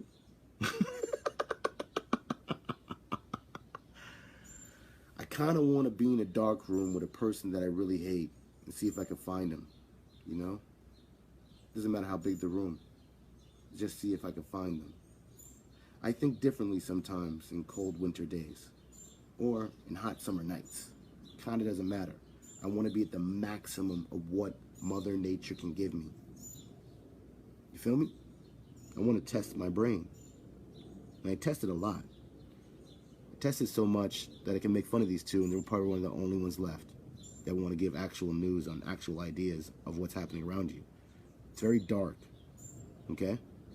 So when I make broad statements, it's not because I just want to get into little things. Like I made like Meg Thee Stallion, I'll give it, not saying a joke, but if you get shot in your feet and you talk shit about knowing how to get shot or shooting somebody, to then complain, and say complain, it's like me getting my face sliced and I'm talking about cutting niggas. I'm talking about cutting niggas and slicing their face off, and I get cut, right? I get cut. You get what I'm saying? It's a smaller scale. She could have died, absolutely, right? But me thinking about it on a bigger scale, they want to separate men and women within the community. So what better way than his girl getting shot? So that brings a vicarious divider, mentally speaking, between men and women based on opinion of whether you should have got shot or not, or how you did get shot, or how you talk one life and live another. It gives a part to snitching. It applies to all that stuff based on one situation happening. Imagine that situation was scheduled, right? Right? Where it was scheduled that happened, where he had to shoot her in the feet twice, and she can't say nothing, and the powers that be are doing something. I'm just putting something out there that probably isn't true, but I'm just throwing something out there that I can think of for a day because they're not saying anything, trying to get their story straight, you know? See, I have to think about the time past. I think about things differently when it comes to pop culture in a way that's like an investigator that doesn't think anything's true anymore. And that's okay, because I don't care, right? So that's why I knew Donald Trump will win, and he probably 50-50 will win again. They're gonna choose Kamala Harris as the colored version of the vote, even though she lost her own state of California. They're gonna be trying to pandering to the last bit of what black symbolism is left through the black woman leading the family to make American black folk vote for Biden. But that won't be enough, because we got the internet, nigga. You squeezing children, doing crime bills and shit, saying all types of breezy shit back in the 70s and 60s that I done forgot, because you piece of shit anyway. But I know it because I know it's a certainty. That's all I'll mention it. I don't need the exact quote. See, a lot of these writers and these dickheads, they all need quotes and this, that, and the third. I'm like, yo, it be getting funny, man. I can't remember all that shit. Anyway, I gotta light up. God bless you if you understand this, any part of this video. There's a Jeffrey Epstein and all these rich white folk, Wayfair included, all right? They're out there, they're ordering children, bro. They're ordering children, okay? So many children go missing every year, okay? Including black women, right? 75,000 alone. 80,000 probably by now, I'm thinking. Wow, you know, like the numbers hit me, you know what I mean? The da-da-da-da-da-da. See how that hit me when it came to black women? Oh my God, you know? Because it deals with the corner of my eye, right? So when I talk about something that's close to home, it hits emotional backlogs in my brain. That's why when these guys do interviews, like you ever see how a cop does interviews, you should watch how it works. And I've never been, you know, I've just been aware of a lot of things in my life about self-sovereignty, clean energy, water. You know that California will go have a drought probably in 10 years. They'll be out of water in 15, 20 years max. They're done, okay? California's done, okay? FYI, done. In one generation. During my lifetime, it's done. So when you have like knowledge that like no one's putting on the radio, no one's putting on the news, this is like long-term stuff. You find out it's a bigger system than what you thought it was. Because if you can come up with these ideas just by thinking all the time, why can't news reporting do that? That's paid to do it. That's their life's work to investigate stories. Can you tell me, huh? It's only a few reasons, you know what I'm saying? Complacency. Paid complacency. That's why corporations bought out newsrooms and all that. It gets very deep, very methodical. I use Epstein as a token because it says how convoluted the whole entire system is, from one man making it through who used to be a high school teacher, high school professor or something like that. Okay?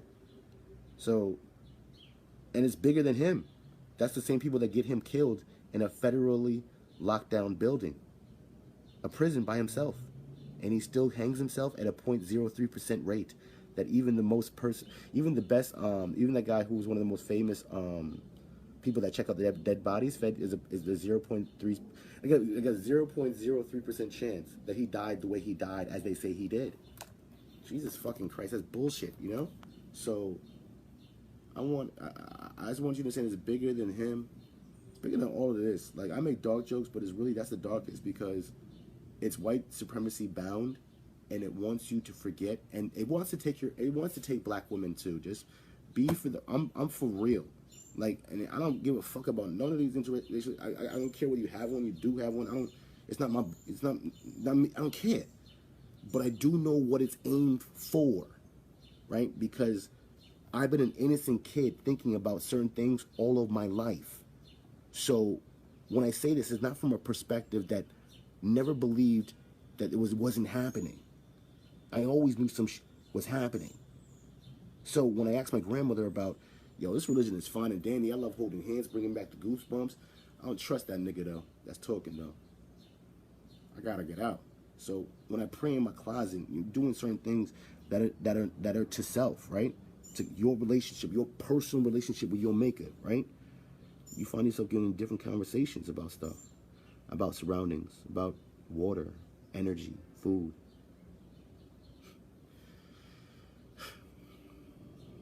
See this right here? Right there? I'm just do a story about this right here.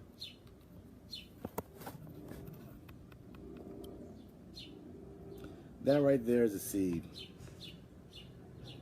It's not a big seed. It's a deformed one. I can't find any regular oranges around here anymore. When you look into Monsanto is a company that makes GMO seeds. It goes around the world making everyone stop trading their seeds, where you're cross-pollinating one another and you're producing better produce.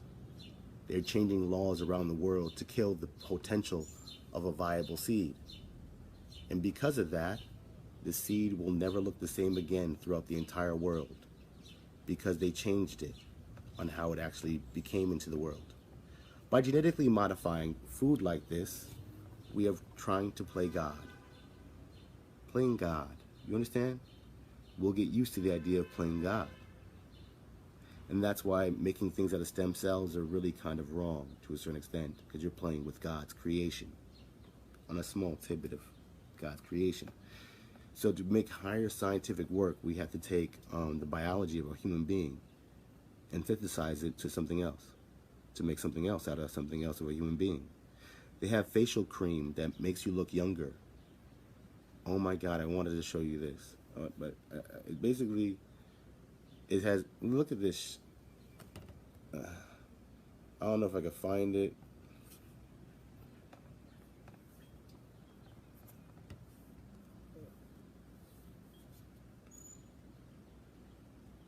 Hold on. I doubt I could find it though. Because it was a video about, I think it was on this one. Damn, I was on this one. Give me one sec.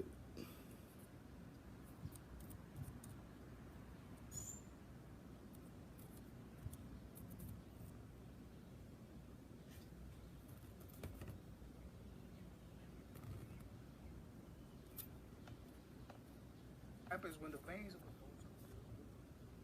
recently launched.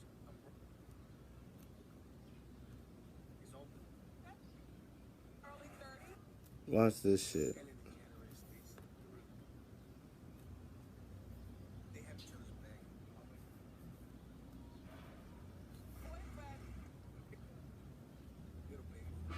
Look at this shit. Now you have to understand, they're trying to get men okay with this.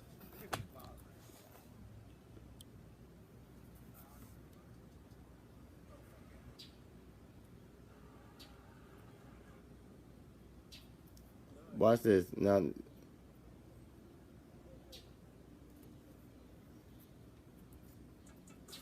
nobody gonna rewatch this. This shit is the day to sell, guys. So this is I told y'all this video, this live stream's all over the place, guys. I apologize. I was not prepared one to of go Oprah's favorites. She says it's a miracle fountain of youth and her magic wrinkle cure. So I'm gonna put a little on your hand. Check out this Yeah, shit. Oprah did guys. it. All right. Check out that on his hand, bro. That's literally blood. Blood. Right there. Alright. So here, He gets we're gonna freaked rub out. it right in. remember, that's a sin, right? So you're putting on someone else's. Are you doing a symbiotic Indian ritual, and then you killed somebody and then put their blood in your face? But no, you took and extrapolated stem cells from a child, right, to make this thing that makes the skin look youthful. Blood. Right there. Alright. So here, He gets we're freaked gonna rub out. it right in. Y'all see this shit, right? I'll show you in a sec, Steve. So this is made from growth hormones of human Look, the foreskin. wrinkles has just disappeared. I can't even ball my hand up. But so it's made from human foreskin.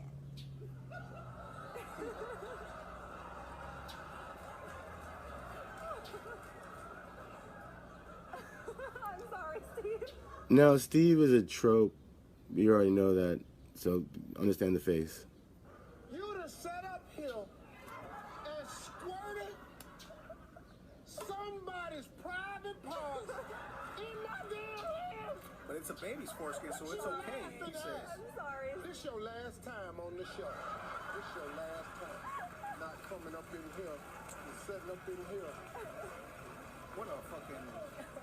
You tell Oprah this what's on her face? She knows. She knows. She knows. There were a couple. Look. And they use Oprah as a catalyst to believe in this particular product because Oprah likes this product. And they show some of the only black people in the audience right at this angle. Probably sat them at this particular angle where they could get a good key shot of the black people in the audience. And the only reason I know that is because I studied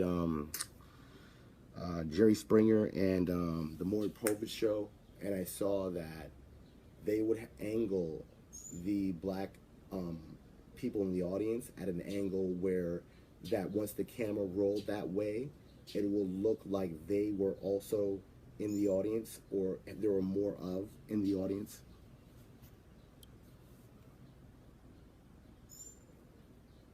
So they got Oprah to co-sign it, which Oprah's co-signing a lot of detrimental stuff to the black community, and that's why Oprah gives away cars, because you don't get to go away cars if you're not signed up to it. You tell Oprah this what's on her face? It's funny how it says East meets West, like somehow Oprah represents the western or east side of whatever side she's coming from. She knows. She knows. She knows. There were a couple protesters about it because they are cells from baby foreskin. Oh, Bro. Baby foreskin, like. Let me look at the fucking vials real quick. Look at these vials right here, guys. I don't even know how I can read. Bro, these are literally vials of blood. They're all red, red, red. How much foreskin of a baby could you fit in each one? If they're made out of little kids. Baby foreskin. Ew, my God. Especially if this shit is on demand. I mean, Oh I've my said it before. God. If this is on demand, Oh and this is my a business. She's promoting a business. They must have this shit in stock. So if it takes probably 100 babies to fill one little fucking vial, or maybe more, there's no way they get this shit from fucking. No way they get this shit from little baby foreskin. They'll probably have to kill a whole baby to get this shit, guys. Fuck. Now, About it because they are I mean, yeah, watch my previous video, guys. I talked about this. cells from baby foreskin. Oh, baby foreskin. That makes it better. That makes it better. That's different. I thought so. No, I honestly think, and looking back when I was years ago, I thought about this. Why we have baby carrots or baby cucumber? Because language is a very big thing when it comes down to allowing things to your brain, right? So when you have baby this, baby that, it creates a ritual sense with the word, right? With you allowing something younger than what it should have been. It's not grown. You want a grown carrot. Does anybody ever tell somebody they want a grown carrot? I'm weird, but just think, ride with me here. Because it's baby foreskin, now it's suddenly better, is a major switch of thought to make a joke about, which Steve Harvey is about to do. And you have to understand it takes a lot to do that as a society to co-sign that environment. But it's baby steps, not grown man steps to get to this position. It's baby steps. So when we get these baby carrots and baby this and baby cucumbers and baby zucchinis and shit, you know, it just does some stuff to the brain as you're eating it and thinking of baby not being an insurmountable word to be disgusted at when it comes to baby foreskin for your skin. Oh my God. Because men are disposable. I mean, yeah, watch my previous video, guys. I talked about this. Cells from baby foreskin. Oh, baby foreskin. That makes it better. That makes it better. That's different. I thought it was some grown-ass man. Okay, does it work? So yes, human foreskin has actually been used in growth factors. There's a lot of research on it. It's been shown to increase collagen production. It'll fill in all those lines and wrinkles. And Oprah looks great. Man, I ain't gonna be able to look at Oprah no more. All right, guys. There's another. You know who's Oprah's best friend? You know, the one that they have each other's back. Wendy Williams. Wendy Williams, man. Let's take a Wendy Williams and Lee Daniels, man.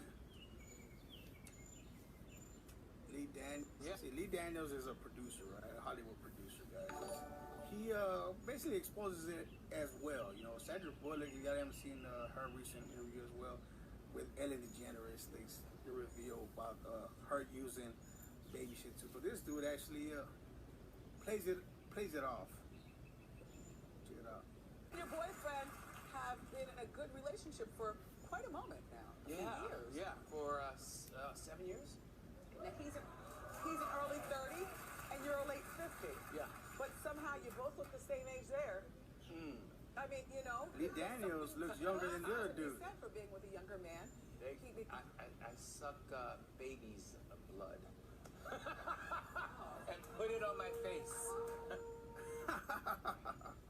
What the Bro, what the fuck?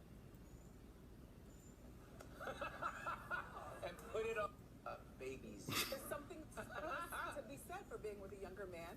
I suck baby's blood. Yo, this nigga's crazy. Put it on my face.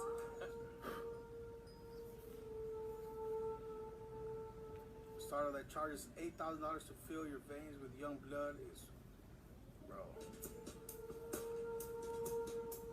Now why go into Epstein, and still won't stop with the Epstein, okay? Because it deals with the adrenaline of dominating younger people, whether it's through hate or through ultimate love. You understand? It's a very nefarious world Epstein tapped into. That all of them. Hello, Miss Mercedes, Miss Reese. How are you doing? How are you doing? So this topic is very, very. How I say it? Risky? Is it risky? Nah. I don't think it's risky.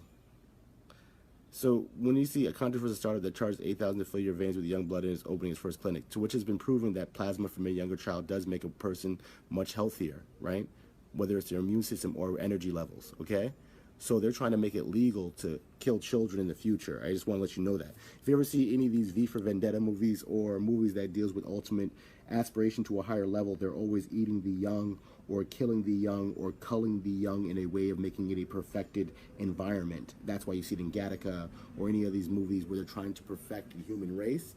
They kill off the fat of what they call unnecessary. So to inspire the better of society, they allow them to then get the blood.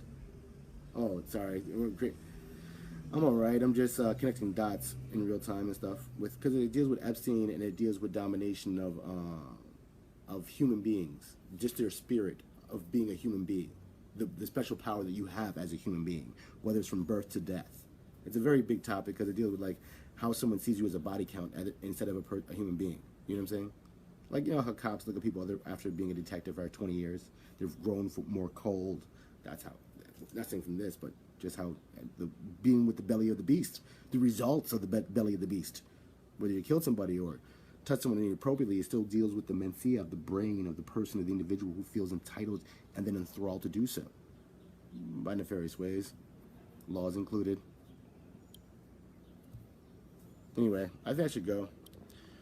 Well, let me figure out what Hugh said at the end here. Business Insider. There's a controversial startup that charges $8,000 to fill your veins with young blood is opening its first clinic. So there's a lot of fucking shit.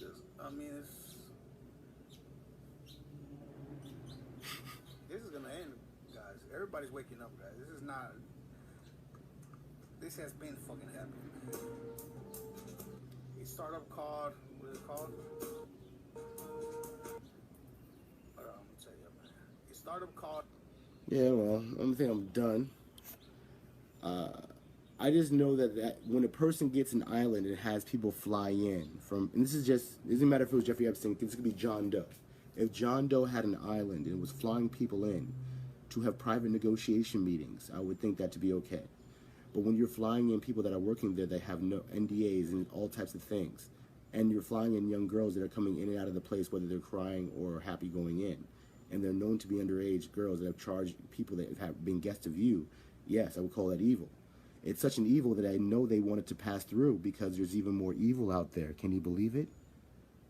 Can you believe it? Can you believe there's more evil than that? You feel me? You see, the stuff I look into have nothing to do with Jeffrey Epstein, but Jeffrey Epstein's just a person that kind of got had a way to make people sign contracts. Like, imagine I shake your hand off a conviction, right? He knows how to get that. I can get that beyond money, right? Because it's fear of losing your legacy, it's fear of losing your life, it's fear of losing everything. That's what he holds over you, not just the sex. That's nothing. It's everything else that matters. That's why Jeffrey Epstein was probably able to get what he was from the Victoria's Secret owner, the condo for cheap, the investment money that he used to capitalize in the 80s. When you start looking into Jeffrey Epstein, you will almost fuck your head up at the ability to be a noble person at the time, and then take such an avenue of misdirection, because A, he's encouraged to do that, B, he feels entitled to experience, and C, has no penalty for doing it. That's why Donald Trump just praised Maxwell in a way by saying, I wish her the best in a way that I've seen her a few times. He's taking himself out of it in a sense. If he's ever named in visiting over there, I'd be like, oh, I visited her, you've seen her a few times, I don't know what I'm doing on the list. He's just taking his name in and out of there on a fence, because he doesn't know what's going to come up, who's going to be on what list. But the judge stopped it from coming out in totality, because the judge doesn't want. See, the judge says it has no pertinent evidence. Unless there's anything pertinent, he won't allow it, right? That's what the judge said. So since there's no proven charge of rape, which people probably are really scared, because why would you charge a person with rape whose name has been blacked out off the list that you know they should be on? And if you got raped by that person, imagine you weren't believed and you were killed before you ever came to a newspaper. Imagine that. But you see, I'm a two-folded trifecta of a thinker.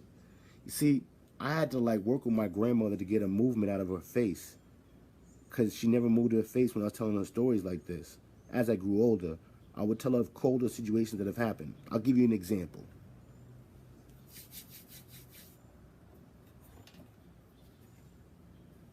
Ring, ring, ring. Hello? Hey, Grandma. Yeah. What's up, baby? What's going on? Yeah, I heard a little story of a psychopath, B. Now, this is after all negotiations of pleasantries. But something was on my mind. So I'm like, Yo, I read about a guy named Iceman. He killed so many people, he killed them with a bow and arrow. A bow and arrow, Grandma. He killed somebody with a random person with a bow and arrow just to see what it felt like. My grandmother pauses, comes back. What you think we're thinking? Maybe he was having a bad day and wanted to get a cheap thrill. See, I could joke about that with my grandmother. High-level conversation, no screaming, no yelling, no nothing. Because she's a cold-hearted lady. I love it. See, those women can't be bought. Those women can only be talked to. I need soldiers like that. That they can understand the ramifications of what I just said, at the same time come with a slight joke to keep me uppity. Because she knows I'm dealing with a strong topic to bring it her way. But you see, it takes strong women to do that. Most women deflect. That's why we're having a separation between men and women. It's a fucking disease. Can't even keep it honest. Can't even keep it 100. See, when the guy hates his mom, it's reasons why he doesn't know why he hates his pops. He can't describe it. He's not there. So he only pits at the person that is mostly there. That's what that problem is, psychological warfare. And cats don't even want to take it on because it takes on self-identity of self. You get what I'm saying? You feel me? I gotta get going. But the game studies your brain and how you think every day of all your life, like a rotating fan in the background. You know what I'm saying? So just think about that in the longer term of sense of forever. And then it doesn't mean anything. You understand? So they want to kill your existence. I gotta really, really be passionately telling you this. They want to kill your existence and spiritual contentment. You understand? To do that, you have to kill social dynamics, freedom of speech, and control of the money. No cash. You see, once you do that, you could isolate your demographics accordingly to sponge them out. Then you put in a social dynamic where you get your social score affected by hanging out with people that you don't know. And then you make everything stagnant. So class warfare never actually happens. You just be following the rules. You feel me?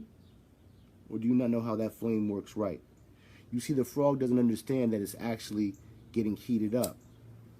When it jumps into the hot pot, it jumps right out. But if it was already in the pot and it got hot, it wouldn't even know it. It gradually got hot until it got so hot, they died out. You get what I'm saying, Chiefs? To all your chiefly sense out there, know this game is for your conscience on top of your conscience. That's why we got the whole brush of R. Kelly going to trial. All that news coverage, I wondered why. And then I didn't, because I knew you would think that now is the time to handle pedophilia, admit some sins, and use the black man as the labeling force. They're still trying to get you, Russell? Hey, Russell Simmons, you should come over to America. They got a few questions for you, man. By next week, you'll be #1 with a bullet all across all newspapers, you heard? And we won't even hear nothing about Jeffrey. I'll bet you that. And I'm calling my man FC Jeffrey because we's all niggas now at the end of the day, you feel me? Just be filling up parts and all that. See, I could go to my inner demons and get to that place where that's like my mans, yo. You got that island spot. You did what you had to do. Feel what I'm saying? I'm a real sick thinker. At the same time, I'll choke him in the back bathroom and leave in the back exit way and just bungee cord rip like it's nothing to me. But you see, that's the, the MacGyver in me. You were trying to think on the go because I'm trying to be someone's friend that is in my enemy. I may actually vote for Trump just to see what the system does to him because he knows they want to, nano-night everybody up. You understand? And use the law against you. Through you thinking terrorism comes in the form of Portland protesters, and we have to handle them just like terrorists. Imagine us being complacent with that. But the government has always been complacent with that, and it took a black lady that interviewed him to question him about his attitude as being known as the man to be known for to target these terrorists because they're doing terrorism. When it's really been proven to be some of the whitest white guys that join white supremacy, and they're police officers that start riots in Portland because they want to start a race war. Because this gives you the numbers, and these are facts, okay? For every gun owner that's white, it's 4-to-1 or 5-to-1 for every black owner that has a gun, okay? And these are facts. There are 250 million white people to every 40 million black people, okay? So you're talking 5 to 1, 6 to 1 odds on person per person, and then you're talking times that by the 5 to 1 odds on guns. That's 25 times at least more person and ammo. We would be eliminated over a weekend. So they're trying to start a race war to kill you all like a Tulsa massacre that they feel is necessary. You understand? You understand the game for you? We're not unified to know how far it's gone. And I'm trying to wake everybody up with a couple of jokes about Epstein, but really always comes down to us. Because there are these people that are very scary, and their entire life is all about white supremacy. Okay? All right? I gotta go. And they're rich as shit, all right? I gotta go. Bye. If you understand the game, then you understand what I mean. Bye, Jeffrey. I hope you go to the opposite place where everyone doesn't go. Where everyone goes that hasn't been a good boy. Be a good boy, yeah?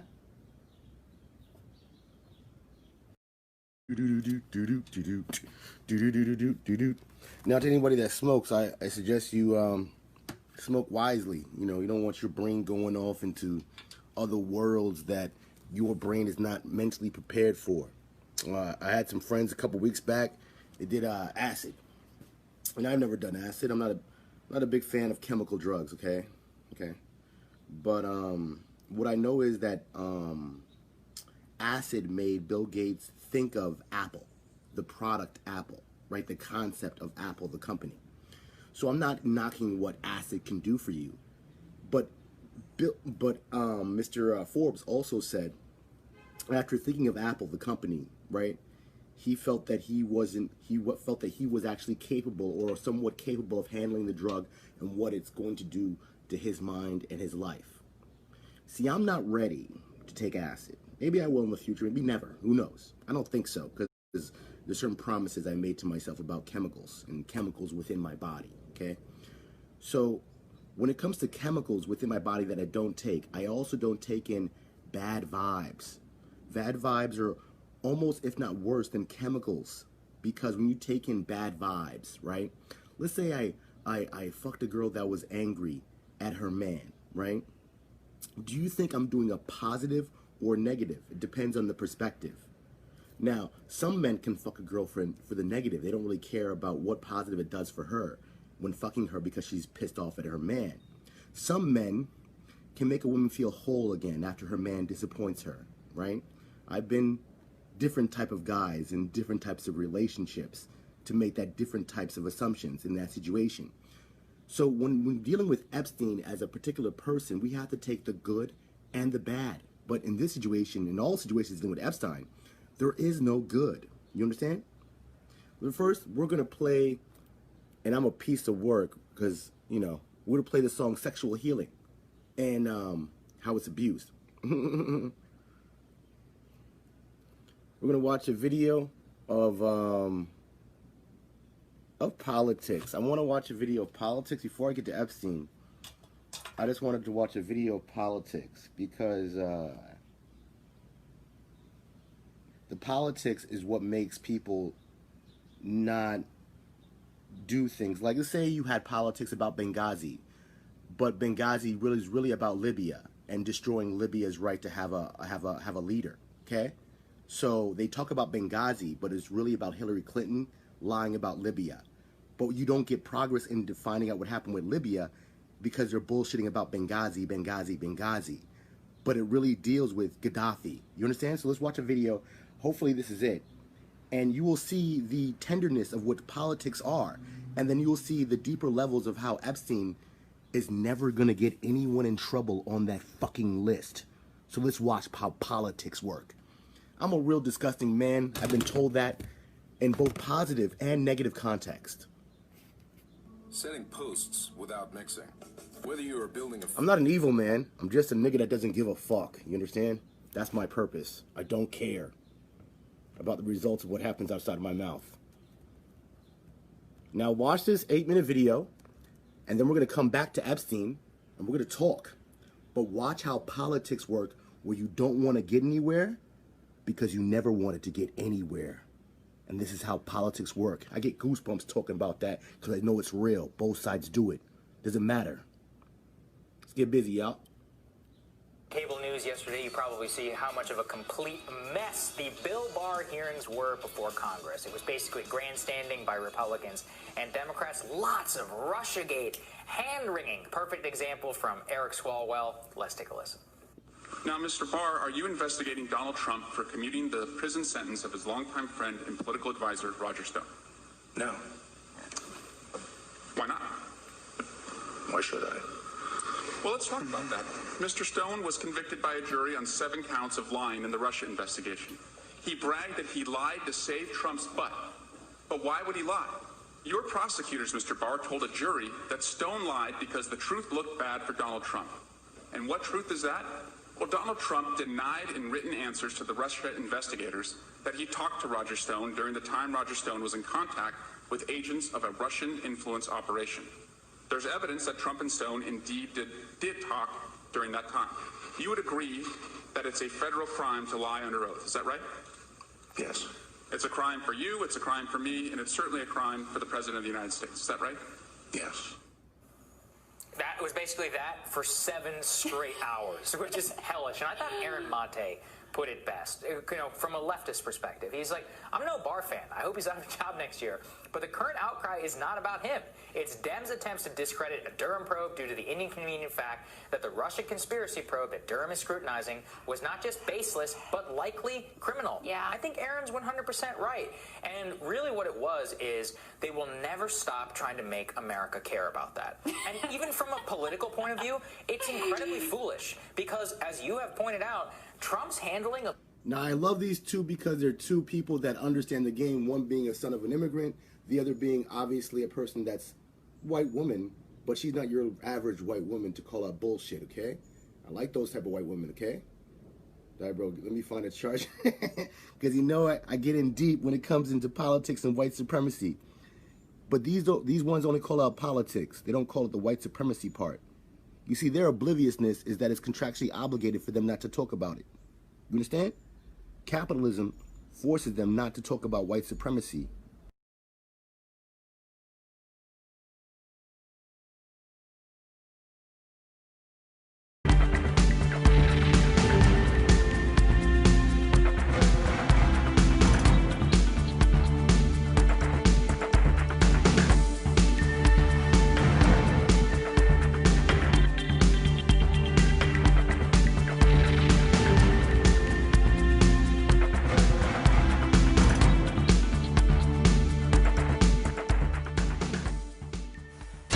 Breaking news on WFLA Now.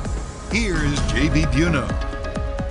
A Tampa teenager is the alleged mastermind behind one of the most widespread Twitter hacks in social media history, hitting some of the most recognizable figures in our country: Barack Obama, Joe Biden, Elon Musk, Bill Gates, all in a scheme to profit from Bitcoin. We're live on WFLA Now, everybody, with the very latest. Hey there, everybody. JB and 8 on your side. Investigator Masa Saidi joining us here in the WFLA Now Stream Center. She has a lot of work to do getting to the very latest on this report, but we're going to be here with you for about 10 minutes on WFLA Now. And the latest on this story you can read on WFLA.com, the WFLA app. We have COVID-19. We have a hurricane off of Florida's east coast, or south of Florida right now, and now we have this major story that just broke that a 17-year-old by the name of Graham Clark is responsible for a Twitter hack and Bitcoin scam that netted him more than $100,000 from Bitcoin in a single day. You might remember this from several months ago. Masa, this is a big story. Yeah, this is a big story. We also have the president in town today, JB. So, boy, a lot of news here in Tampa today. I can tell you that the 17-year-old's name is Graham Yvonne Clark. We know that the FBI and FDLE went knocking at his apartment here in Tampa. I'm told by the prosecutors here that he lives alone. He was taken into custody this morning. Right now, he is facing 30 felony charges right now, and he is sitting in jail. He's going to have his first appearance in Hillsborough County State Court tomorrow. Now, you might ask your first question, why are the feds not charging him here?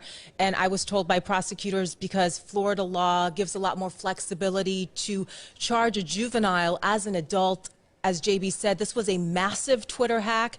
Twitter went on lockdown for several hours. He was able to steal through Bitcoin only about $100,000, but he caused so much disruption. I mean, any verified Twitter account was not able to tweet during this time.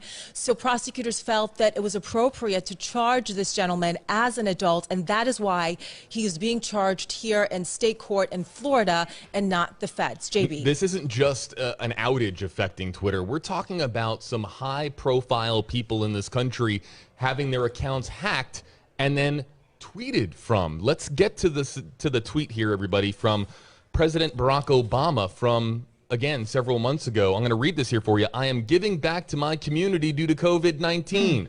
All Bitcoin, and for those of you unfamiliar, Bitcoin is a crypto digital currency, sent to my address below will be sent back doubled. If you send $1,000, I will send back $2,000. And then there's the Bitcoin code. Only doing this for the next 30 minutes. Enjoy. And then that started to gain traction on social media, but then you started to see similar tweets from other recognizable names. Here's Joe Biden. And, you know, and Elon Musk, and then you're going to see Bill Gates here on your screen, everybody, too. So this was a major news story several months ago, and again, several weeks ago. It was on Wednesday, July 15th. July 15th, excuse me. So on July 15th, so this is more recent than than even I remember. It's been a crazy month of July here in Florida, everybody. So you have to forgive me.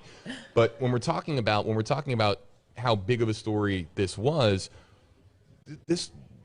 Again, now we know it's a 17-year-old that's behind this. A 17-year-old. There he is on your screen, everybody. That's 17-year-old Graham Clark. For a teenager to be behind one of the most advanced and widespread Twitter hacks in social media history, my goodness, we didn't see this coming. Yeah, and I know that when outlets were first reporting this, like in the very first hours, they said, oh, North Korea, Iran, they're probably behind this. But as American intelligence officials took a closer look at how this scheme occurred, right off the bat, they did actually say through reports that I was reading that they did believe that an amateur was behind this. And today we got a little bit more information about how the 17-year-old was able to do this. So according to prosecutors, they say that he compromised a Twitter employee, and that is what allowed him to take over the accounts of Barack Obama, Apple, Uber, Elon Musk, everyone that JB is saying. And after he did that, as we saw, he started to post tweets, and I was able to learn that the entire scheme that he's charged with is over a 2.5-month period. I tried to get more details from prosecutors about exactly what he started doing back in May. They wouldn't tell me any of that information. But again, the major thing that we want everyone at home to know here is if it sounds too good to be true, it probably is. I mean, it doesn't make sense. If Barack Obama is saying, give me $1,000, I'll give you $2,000, guys, that doesn't make sense. But people fell for it. More than $100,000 was sent to Bitcoin. And again, Bitcoin is a very, very difficult to track cryptocurrency. It's like an online form of money that, again, $100,000 was the net profit in just a single day from Bitcoin to the 17-year-old to see here on the center of your screen. When we're talking about tracking him down, Graham Clark, and again, this is a Tampa teenager. We're here in the WFLA Now Stream Center in Tampa.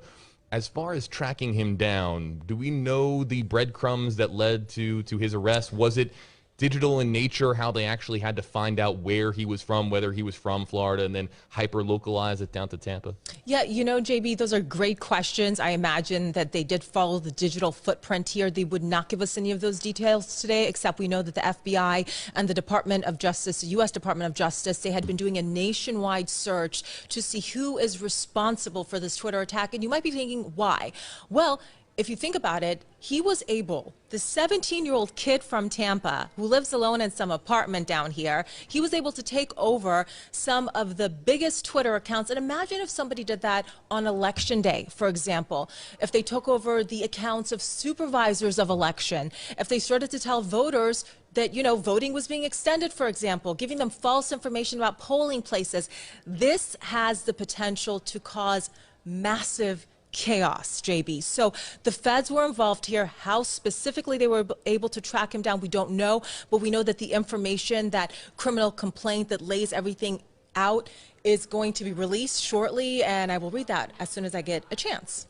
We have a tweet here from the Twitter comms account. So this is the statement that has come down from Twitter, everybody. We appreciate the swift actions of law enforcement in this investigation, and we continue to cooperate as the case progresses. For our part, we are focused on being transparent and providing updates regularly. Also want to mention that 8 on Your Side's Ryan Hughes broke this story on WFLA.com and the WFLA app. So what are we going to find out tonight, Masa? You spoke to Prosecutor Andrew Warren about this case specifically. This is a case that, again, has national and really international implications. Yeah, it absolutely has national and international implications. We're going to lay out everything that we know about this teenager. We do have multiple crews working on this right now, JB, trying to get in touch with his family members. Now, we know that he recently graduated from high school.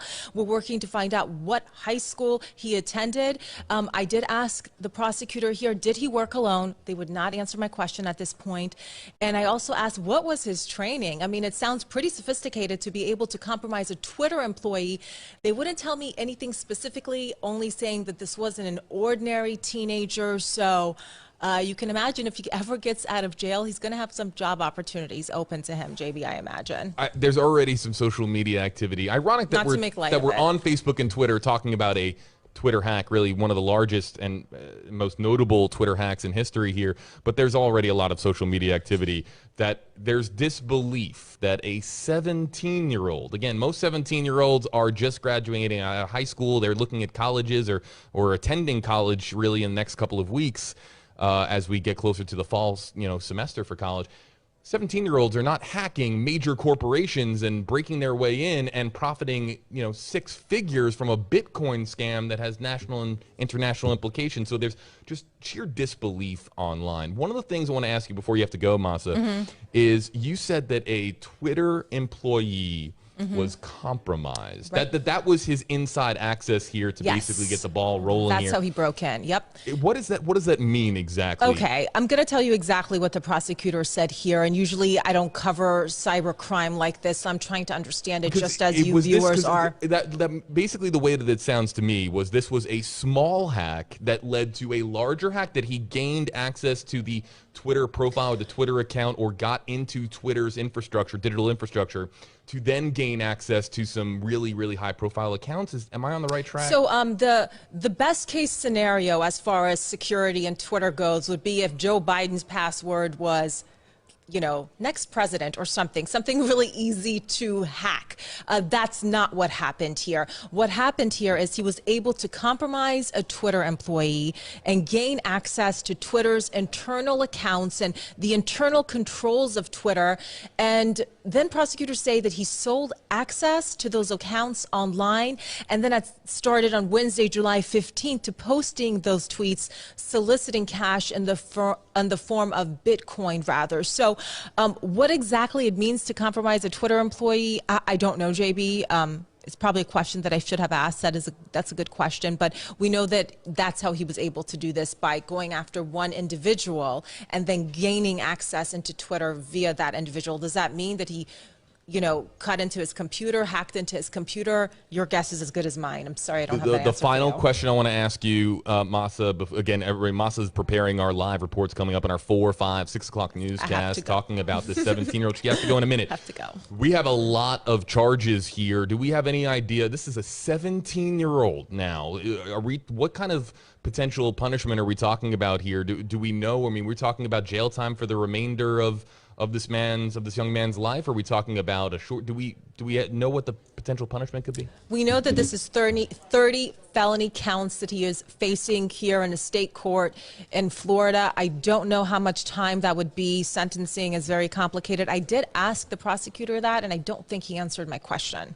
Right. So we might have to do some more digging. He's in trouble. He's in big trouble here again. It's not good. And we're at the very beginning of this process. We're going to let Masa go, everybody.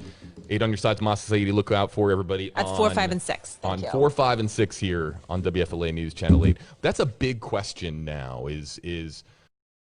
Again, this is a major digital plot, a digital scheme that led to a 17-year-old here on the right side of your screen gaining more than $100,000 from Bitcoin in a single day, gaining access to some of the most high-profile Twitter accounts in our country: Barack Obama, Joe Biden, Elon Musk, who has an enormous Twitter following, Bill Gates, my goodness. We're talking about some of those high-profile Twitter accounts in the world, and he was able to get in, post from those accounts, gain significant financial profits. What should the sentence, again, we're probably getting a little bit ahead of ourselves here. As these are accusations, he's been arrested, and of course there is going to be the legal process that he's going to go through. As the state attorney's office here for Hillsborough County, Andrew Warren, the state attorney, is going to be prosecuting 17-year-old Graham Clark. So we still have the legal process to get through. But what should a 17-year-old who is responsible for, again, this is likely, as we understand it, mostly from behind a keyboard and a mouse, but doing significant damage here. We're talking about gaining access to one of the most major social media networks in the country, and then using that to gain access and profit from some recognizable names, like, as you see here, Barack Obama, Joe Biden, Elon Musk, Bill Gates. What is an appropriate punishment if convicted? That's going to be, what is he facing as of right now? We're going to get to the bottom of that, everybody. We're going to try to figure out exactly what a prison term could look like for this 17-year-old on your screen, and also the ripple effect of what this means here for Tampa. How many people here in our area knew this 17-year-old? Was he prominent in the community? Was he a little bit more reserved? We're going to try to get some more answers here, because it's not every day that you have a 17-year-old, a teenager, responsible for something so massive, so elaborate, so widespread, and really on the front page of every news website in the country. Getting to some of your questions here, everybody on social media. I would have loved to have had Masa around to answer some of your questions. I will do my very best based on our knowledge of this story as it stands right now. Still developing, but I'll do my very best to answer some of the questions that you have here on Facebook Live. For those of you joining us on WFLA Now for the first time, I know that we are engaging a new digital audience all the time, and we have a lot of first-time viewers here. You see underneath my name on the left side of your screen in that yellow stripe, you see the hashtag HeyJB. What we do is, on WFLA Now Interactive Sessions, what we do is we look for that hashtag in the Facebook Live comment section or on Twitter. If you have a question, or if you want to bring up a point, we'll look for those hashtags. So I usually have hashtag Hey Masa on the right side of your screen. Masa has a lot of writing to do and a lot of sound to log. So I'll try my very best to answer some of the questions that we have here on Facebook Live and on Twitter, again, using the hashtag HeyJB. Or if you have an opinion of how a 17-year-old was able to gain access and then infiltrate and exploit one of the most recognized social media brands in the world. If you just have an opinion, maybe it's not necessarily a question, maybe you have an opinion, I would like to hear from you, everybody, here on Facebook Live with the hashtag HeyJB. You know, so David Reynolds with the first, and I want to see if I can pop these comments here on screen, everybody. We're going to try to do that if we can. But David Reynolds with a movie reference here. I don't know if he's making this movie reference directly. David Reynolds, hashtag HeyJB. How about just let him go? Hire him for the CIA for hacking the countries that hack us. So, and the movie reference here is Catch Me If You Can, a great Steven Spielberg movie with Leonardo DiCaprio, Tom Hanks. If you have not seen it, it's probably top 3 favorite movies of mine of all time, because it goes into Frank Abagnale Jr., one of the most well-known and one of the most, again, another teenager. He was a teenager at the time when he would write fake checks that even government agencies couldn't tell the difference between Frank Abagnale Jr.'s fake checks and the real ones that were being, of course, passed by ordinary citizens. So, as I'm being passed a note here, what do we have here, Robert? I just want to make sure I have what I'm reading here correctly. 2 more charged, so 2 more individuals? Okay, I'm going to read this here, everybody. I would love to keep talking about Catch Me If You Can all day. Long story short, with Catch Me If You Can, Frank Abagnale Jr., after he was finally caught, then went on to work for the government in helping create some of the most secure checks that we still use to this day. Great movie if you've ever seen it. So David Reynolds, with the idea, could there be a way, again, so many people on social media saying, how could a 17-year-old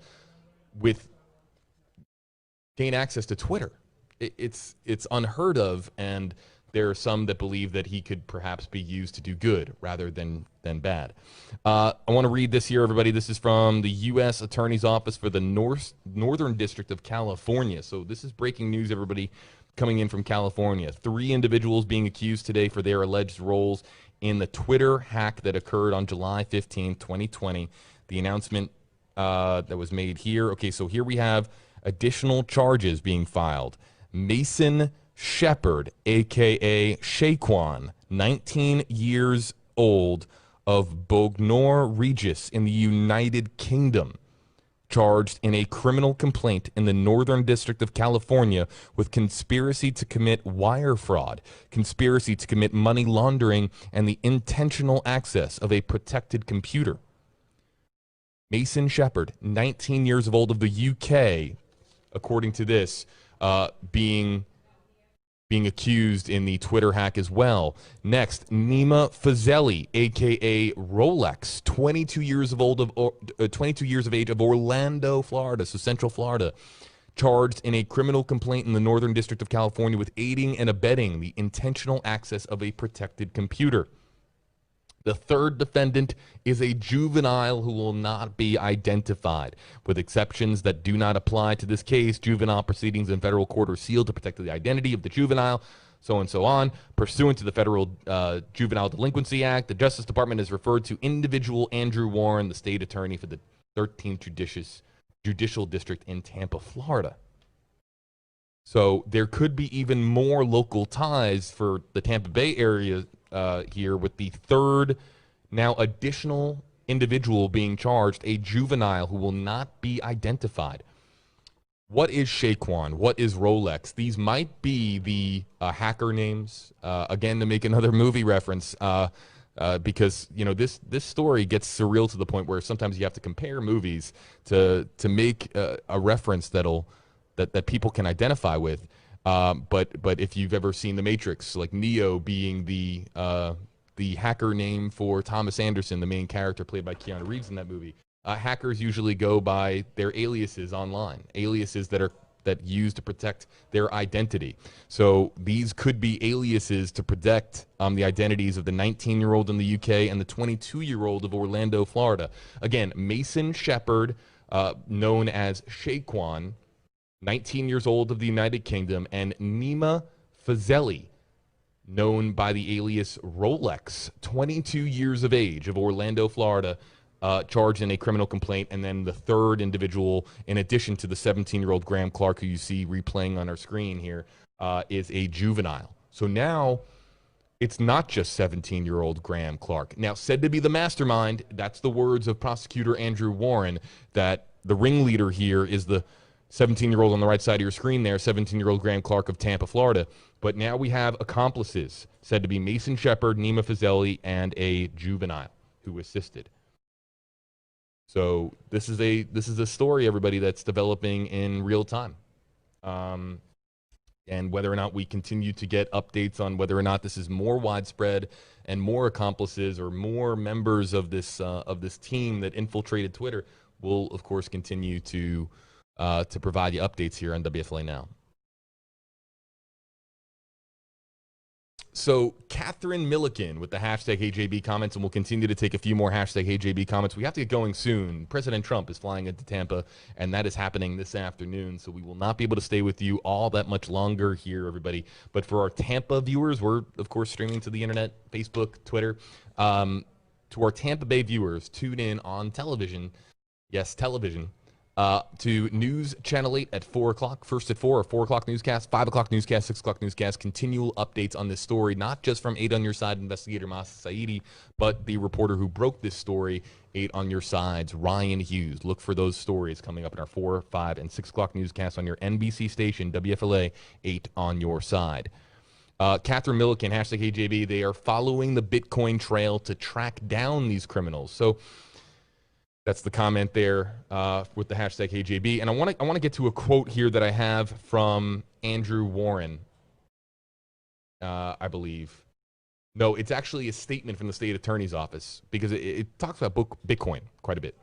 As a cryptocurrency, Bitcoin is difficult to track and recover if stolen in a scam.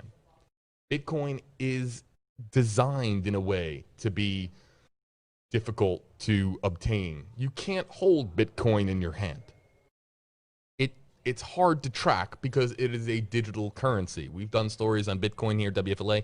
I've done stories on Bitcoin going back to some of my previous stations that I've been a part of. Bitcoin is, again, a digital cryptocurrency that you can't really tangibly hold. It is all online.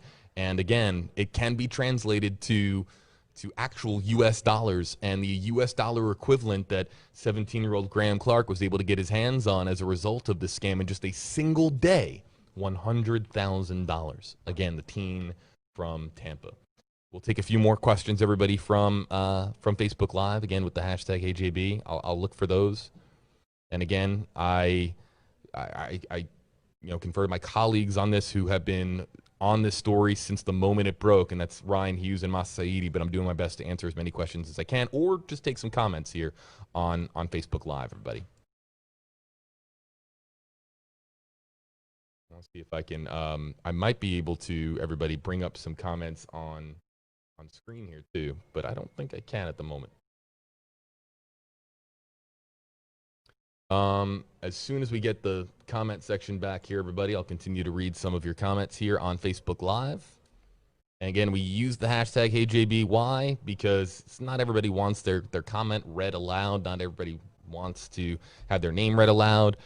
So we basically use the hashtag system here to only show certain comments, people that actually want their comment to be published here on air.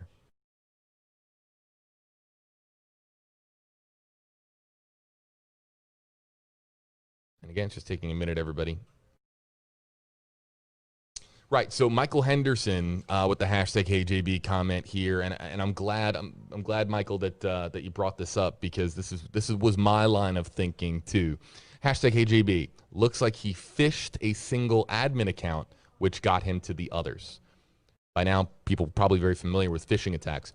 So using a phishing attack to gain access to one major highly I mean, we're talking about elevated security clearance, right? Something, a admin account at Twitter that would have access to Barack Obama, Joe Biden, Elon Musk, Bill Gates, really virtually any account on Twitter. Could there have been a phishing attack that got Graham Clark and others, now that we know as others, gained access to that one single admin account that gave them really control over Twitter? Could that have been the play? We don't know, Michael. We're working to find out particulars, but that was where my mind went too.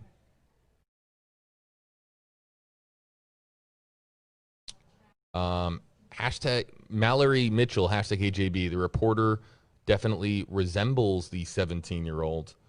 Not sure which reporter you're referring to there, but yeah. So, and I'm seeing a lot of comments. People just in complete disbelief that a 17-year-old was able to mastermind a digital, basically, heist, if you will.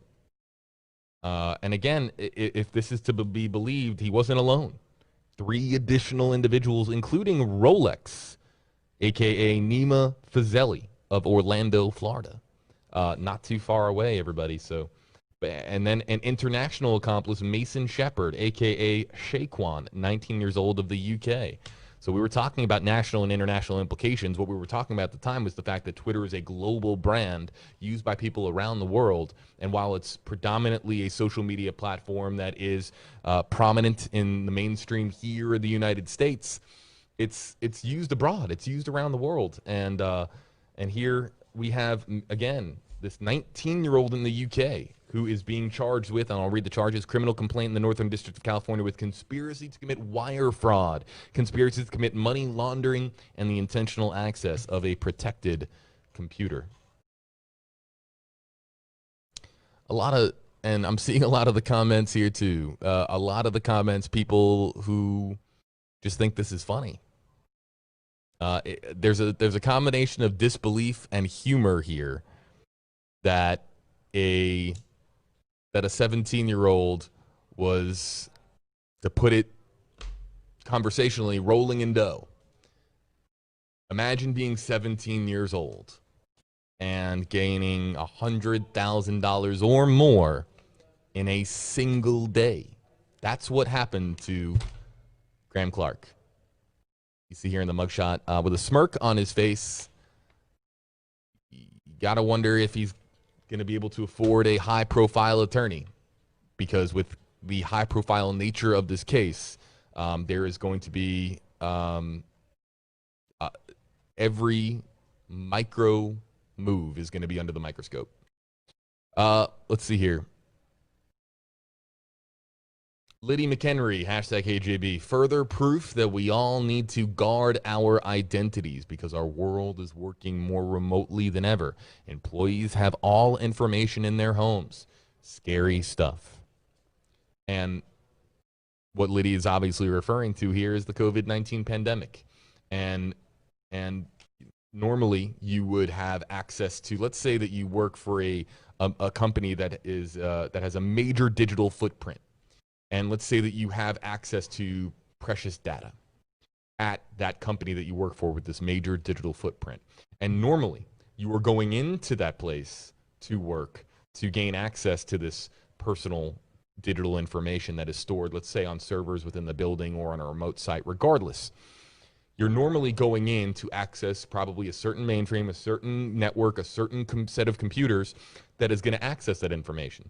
But as Liddy is pointing out here, if you need to continue working from home through the pandemic and that company with the major digital footprint doesn't want you coming in from work and you have to remote access in from home to gain access to that mainframe that has access to all of that precious data, you're then talking about putting something that is normally internalized on maybe, let's say, a particular network or something that is only accessed from inside of a particular building, and it now being accessed from outside, externally. So this might be, there's no way to know at this stage in the way that the story is developing whether or not that was a contributing factor, but it's an interesting point from one of our Facebook commenters, Liddy McHenry. Yeah, so Brittany Hurt following up here with the same comment. From earlier, hashtag HeyJB, could they possibly punish him, but also maybe he can help the government when his punishment is over? Just a thought, which is what happened in that movie, Catch Me If You Can. And forgive my grin, but I love the movie. The Spielberg classic with Leonardo DiCaprio, Tom Hanks. Again, Frank Abagnale Jr., who was behind the most significant check fraud of the century, would then did time and was punished. But then went on to work for the government to help create checks and identify other major instances of check fraud. Could what I see now multiple commenters here saying is, could 17-year-old Graham Clark, if he is the mastermind, the alleged mastermind that the state attorney's office here in Florida says that he is, could he be used for positive change, good, protecting our country's most important digital assets? That's what a lot of our commenters are saying here online. Whether or not is the crime too heinous, too damaging for that to be presented to him as an option. We are at the beginning of this story, everybody. Not at the end. We're not really even close to the legal process yet. We don't even really know yet with all of these felony charges, 30 felony charges, what the potential punishment could be, how much jail time would have to be excused for the sake of him working in a cubicle rather than in a jail cell for the remainder of his life or for a significant portion of his adult life. So keep that in perspective here, everybody, that there's still more to find out. And he's not guilty yet. He's arrested, accused, the alleged mastermind, but he has not been convicted yet. Hasn't pled guilty, hasn't confessed. This is all new as of this morning here in Tampa, Florida. Joey Cricksakukis. I'm pretty confident in that pronunciation there, Joey. Hashtag HAB. Could we get an interview with this guy? I would imagine, Joey, that that the first person that gets to hear from this 17-year-old, there's going to be a lot of people very curious to know how a 17-year-old was able to do this digital scheme, this digital heist. Could he? I've seen some people online suggest that he should go work for Twitter. That's a very coy statement. But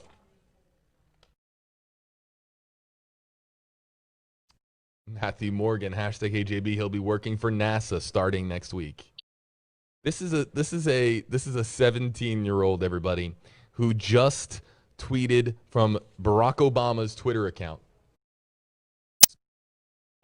basically asking for donations for COVID, and then profited that money, put that money in his back pocket. Do you trust him with NASA? Be working at NASA? You're putting a lot of faith and trust into a 17-year-old that just did a whole lot of harm by stealing a whole lot of money from a whole lot of people. Let's not forget that part of the story here. Let's not forget that. And because there's a lot of humorous comments being thrown out online on social media. This 17-year-old is accused of fraud. He's accused of taking money not from Barack Obama, not from Joe Biden, Bill Gates. Bill Gates wouldn't blink if he lost $100,000 in a day. He took money from people that thought that the comments that you're seeing here, the tweets from those accounts were genuine, were real. So he took money from everyday Americans and people that believed those tweets from Joe Biden, Elon Musk, Bill Gates, and wanted to contribute to a good cause. So he took advantage of individuals who were trying to do good in this world in spite of COVID-19 and with how financially strained so many families are as a result of COVID-19, to then steal money and use COVID-19 as a way to profit. Let's not get caught up in all the humor, all the hype. Oh, he's 17 years old. He did a really, really despicable thing by taking money from people that needed it and using COVID-19 as a cash grab. So let's keep that in perspective here. Alleged, accused, mastermind here. He has not been convicted. He has not confessed. The legal process still has to play out. Innocent until proven guilty. But let's keep things in context, folks. Let's keep things in context. Another one or two comments before we got to get going here on WFLA Now. Amy List with the comment here. Amy, a WFLA top Facebook fan. Hi there to you, Amy. Thanks for joining us here this Friday afternoon. Hashtag HJB. He is a criminal who happens to be smart. Let's not glorify him. I think that echoes a little bit of what we were just talking about here. Amy saying that, again, there are going to be people that are going to glorify him and say, oh, when's the book going to come out? When's the documentary going to come out? When are we going to see this story on Netflix? It's only a matter of time before somebody tells the story of how a 17-year-old was able to gain access to Twitter. And that is, in essence, glorifying the suspect that you see here on your screen. And the commenters here, such as Amy, think that it's that shouldn't happen. Arlene Segovia. Hi, Arlene. Hashtag HJB. Here's to Hillsborough County school education. Would love to know which high school he attended.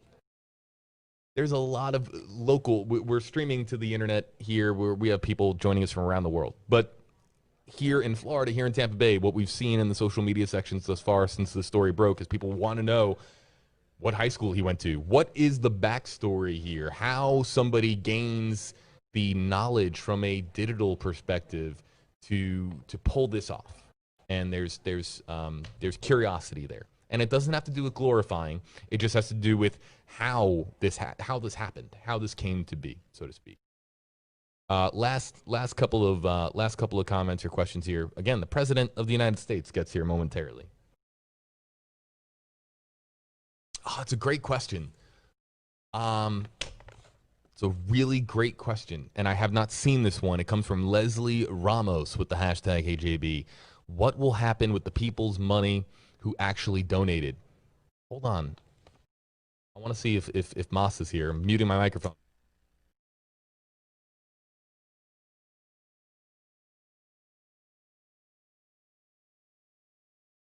We don't know.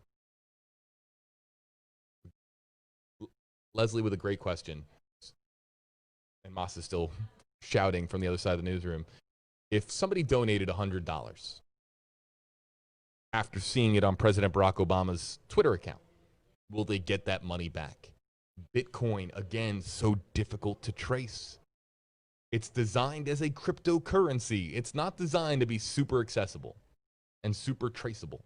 It is designed as a digital cryptocurrency. It's designed for some people to have it and other people not to have it. It's just, that's the way of it. So will those people get their money back? Well, Leslie, that's a really great question. And again, at the beginning, we're at the beginning of this developing news story. That's a question we'll be sure to pose to prosecutors here. And I'm keeping an eye out here for again, we have a lot going on in Florida. COVID-19, a record number of deaths today in Florida. President of the United States is coming in to Tampa, flying into Tampa. We have this major news story. We have a hurricane. Isaias is off of Florida's southeast coast. A lot going on. So I think I have to get going here, everybody. I'm not seeing too many other comments. We really appreciate everybody watching. WFLA.com, WFLA's app, and 10 minutes from now, first at 4, your 4 o'clock newscast with 8 on your sides. Ryan Hughes, Masa Saidi, your 8 on your side investigator, bringing you the very latest on the story. If you've been watching the stream now for some time, we're still getting breaking news coming in here regarding this story. So the story by 6 o'clock might change.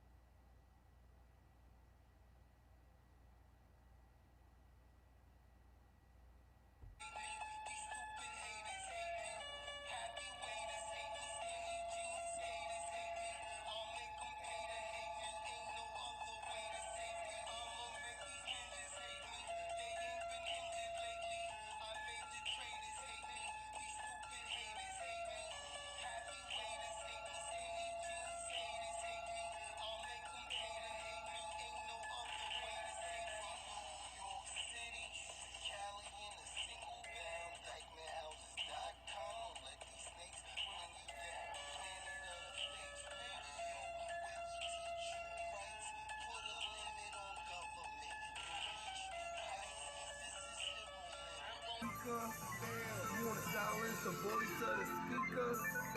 From Bleecker to Wales, Yalika to Nail. You wanna challenge DykemanHouses.com?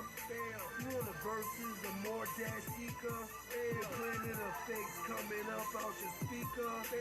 Some cops went to jail, some judges down in hell. You wanna challenge that?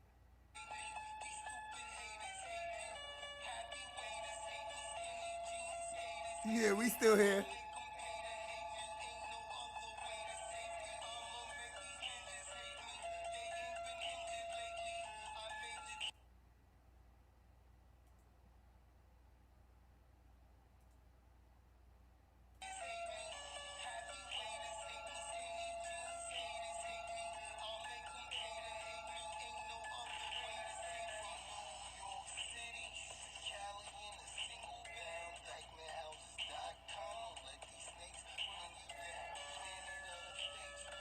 Where were we?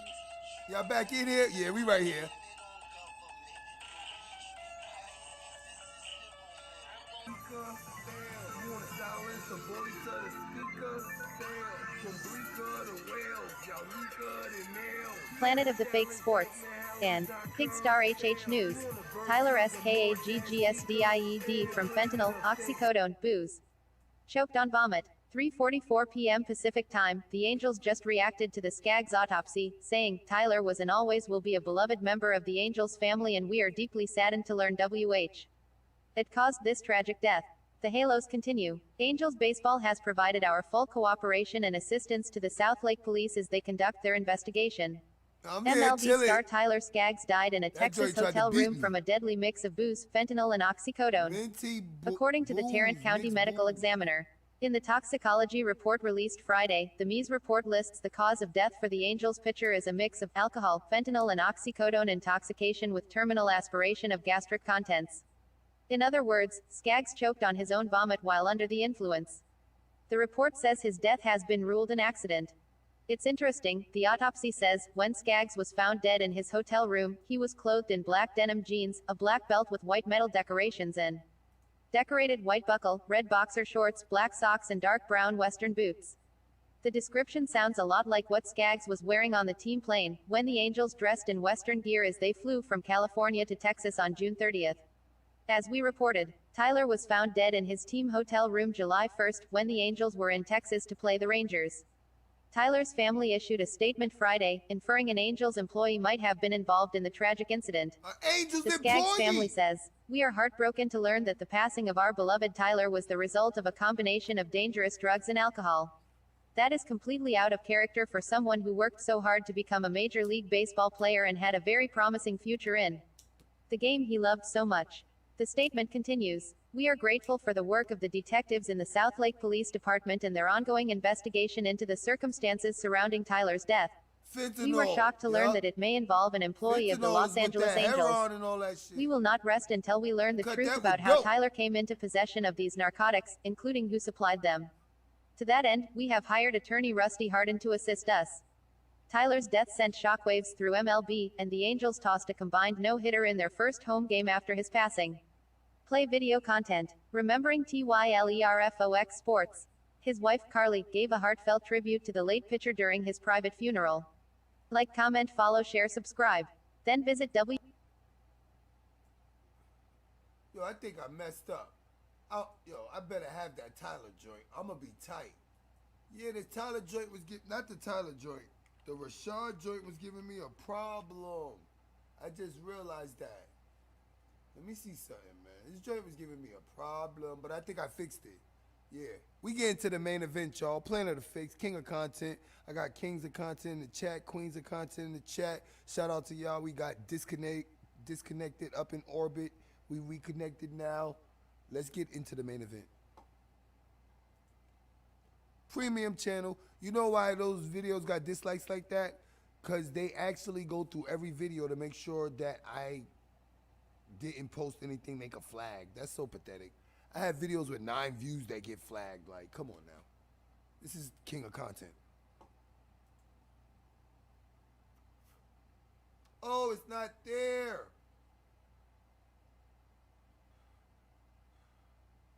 My joint ain't there. Let me check in the Google Photos. Nah, I'm gonna be tight. If my joint ain't there, I'm gonna be tight. And that's messed up, because I could have swore I uploaded this 30-minute video.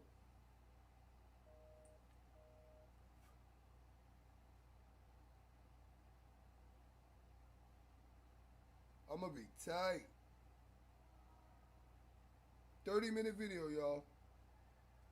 It looks gone. Is it in Google Photos? Shall we? Let me look. I'm not going to be tight because I still got the slideshow. I did have a nice intro for it, though. Oh, Keegan sent me something I might be able to drop in the chat.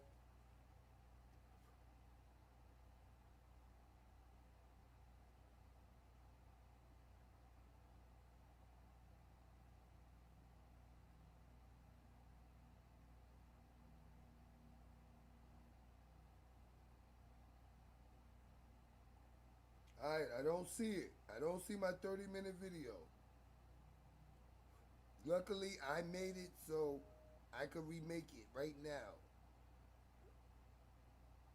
Live on air. Yep, I'll make it now. It's no biggie. I only got to upload the slide. It's an 8-minute jump off. Then we're going to get into the news articles. I still got those, I believe. I may not even have those. Fuck around.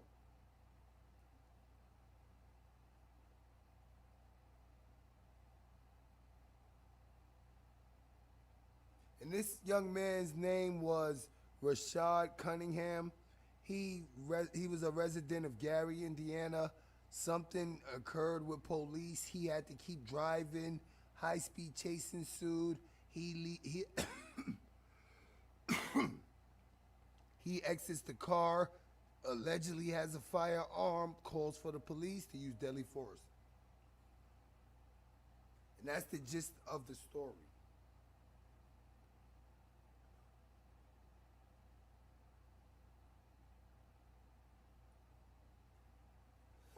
Yeah, man. Let's see. We got anything in between that we didn't see while we wait for that? Nope, we don't. There's no biggie. We here chilling.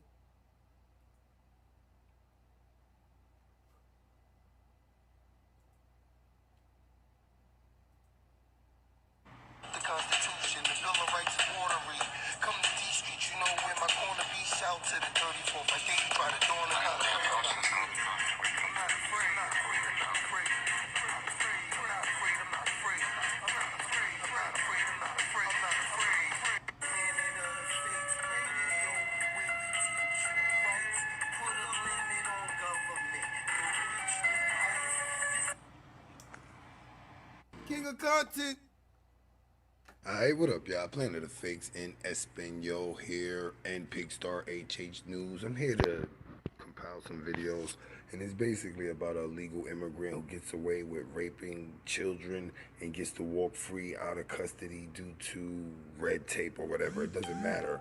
The point I'm making is the news is not putting this out there for a solution. It's out there to send a message. It's out there to demonize immigrants. Is out there also to make people feel vulnerable, and also, as we can see, they're starting to unveil this pedophilia is semi-accepted and a sickness now. So they're just showing people, and a lot of people disagree with me. I'm saying that R. Kelly may not do no time just based on the elite want to send a message that and they're running up the debt at a tremendous from the foreign banks in order. They have no right to really be here. Yes, he protected them while he was the action solution. This is do it then start to let pedophilic people get released back into the community. Think about it. Because remember, the whole thing about the elite is problem, reaction, solution. This is a problem now. We're going to see people's reaction, and who you think's going to come up with the solution? Not the people, because in the end of the day, Obama brought these people here illegally. Based on them getting brought here illegally, they have no right to really be here. Yes, he protected them while he was president, but don't you notice once he went out of office, it's like you got caught in a mousetrap. But I already told people they had to go in those FEMA detainment centers, because if they didn't go, the citizens would have had to be there, and that's how they get the loans from the foreign banks in order to keep your corporation, your government, your country running. They had to bring in more people, and these are the more people they're bringing in, and they're running up the debt at a tremendous amount. I know y'all don't care about the debt, Planet of the but you should. Anyway, if the video don't start when I stop talking, click the link in the description. New Umbrella Corp, we unstoppable. Planet of the Fakes Global News, and Pigstar HH News. Thoughts? Fox News Flash top headlines for August 27th are here. Check out what's clicking on foxnews.com.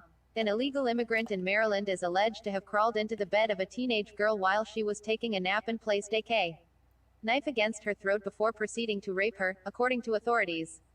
Federal officials have requested to keep the man in custody. The Montgomery County Police Department said Nelson Saul Reyes Medrano, 46, is charged with first-degree rape, sex abuse of a minor, and first-degree assault. In connection with the late August 2018 attack, a U.S. Immigration and Customs Enforcement spokesman told Fox News that Reyes Medrano was living in the U.S. illegally and the federal law enforcement agency has lodged a detainer against him. Local police said the victim, who was 16 at the time, was taking a nap at the apartment where Reyes Medrano also lived when she felt someone else get on the bed. She opened her eyes and saw the 46-year-old had positioned himself on top of her. Kevin Lewis. Heavy check mark at AB7 Kevin. New, Nelson Reyes Medrano is accused of crawling into bed with a 16-year-old Germantown, MD, girl as she napped. The 46-year-old proceeded to rape the teen at knife point, police say. This is the fifth undocumented immigrant arrested on rape charges in Montgomery County, MD. Fifth, y'all. In the last month, 6,250 people are talking about this. Take your clothes off, Reyes Medrano allegedly told the victim twice according to court documents obtained by WJLA, before placing the dull side of a knife against the victim's neck. After the victim slowly started to undress, he allegedly grew impatient and proceeded to rape her. The victim told detectives she was in pain during the entire assault, which only ended after a noise was heard outside the apartment and Reyes Medrano got off the bed, put his clothes back on and left the apartment with the knife he allegedly used to threaten the teenager. A rape suspect has been freed in Maryland despite a request from ICE that he remain in custody. A Montgomery County District Court denied bond for Reyes Medrano, citing the severity of the allegations and pending ICE data. Inner, WJLA reported. The allegations are incredibly serious, Judge Amy Bills said in court.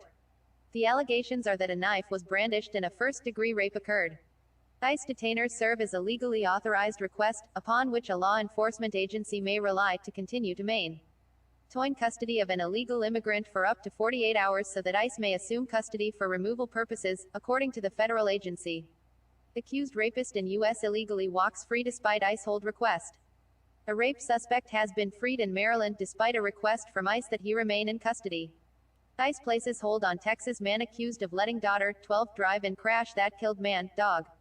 A Montgomery County District Court denied bond for Reyes Medrano, citing the severity of the allegations. Then pending ICE detainer, WJLA reported. The allegations are incredibly serious, Judge Amy Bills said in court. The allegations are that a knife was brandished and a first-degree rape occurred. Click here for the Fox News app. ICE detainers serve as a legally authorized request, upon which a law enforcement agency may rely to continue to maintain custody of an illegal immigrant for up to 48 hours so that ICE may assume custody for removal purposes, according to the federal agency. Maryland jail ignores ICE detainer request, releases illegal immigrant arrested on rape, assault charges. Mark Elrick, executive of Montgomery County, defended his police department's decision. Reaction and analysis from Fox News contributor Tom Homan, former acting ICE director. Pursuant to ICE policy, all ICE detainers are submitted with an accompanying administrative arrest warrant or warrant of removal depending upon the circumstances of the individual case, an ICE spokesman told Fox News.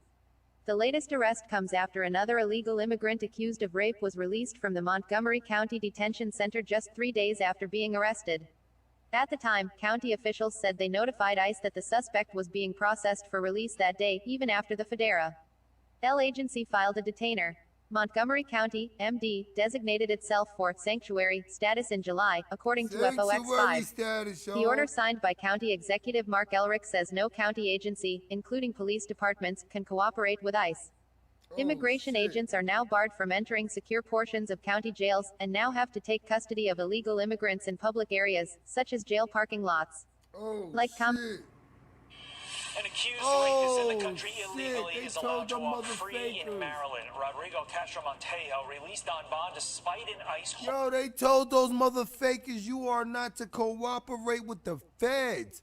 If they want to take a suspect, they got to do it in a public place.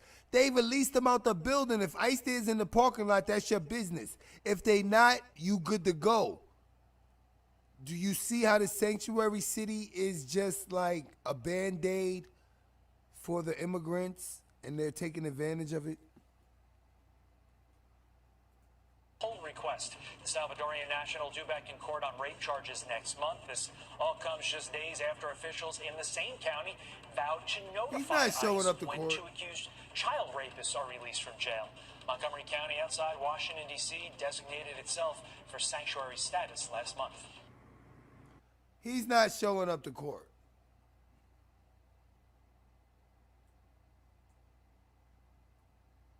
He is not showing up to court. They could keep that lie. Let's get to the main event, y'all.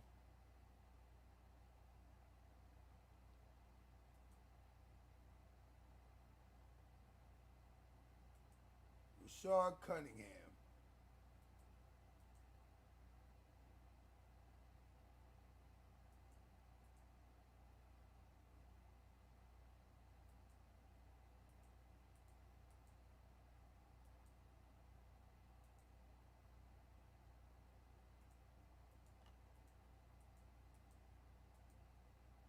Getting tight.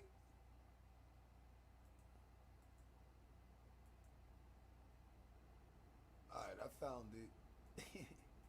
Let's get into festivities. Y'all rocking with the Real to the 7th Power, best plan of the fakes, king of content. I'm rocking with the kings and queens of content. Smartest chat on YouTube, hands down.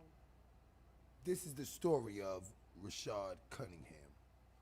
Umbrella presents. 4 families.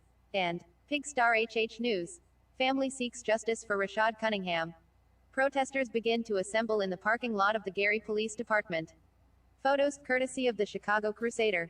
There was nothing common about a recent Gary Common Council meeting. Outraged members of the community confronted elected officials regarding the Rashad Cunningham murder investigation during the meeting, which spanned over 3 hours on August 20.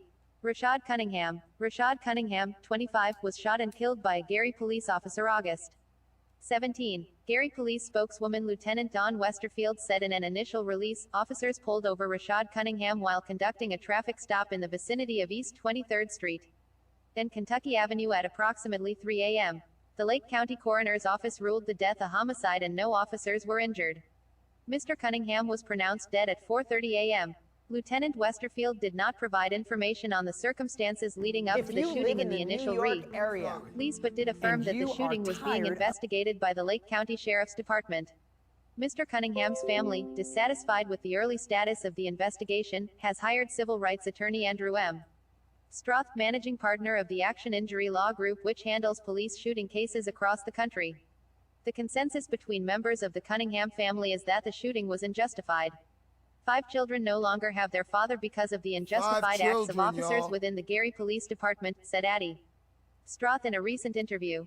Witnesses said Mr. Cunningham had a concealed carry permit for the gun that was on his lap during the police encounter. They alleged that he did not reach for the weapon.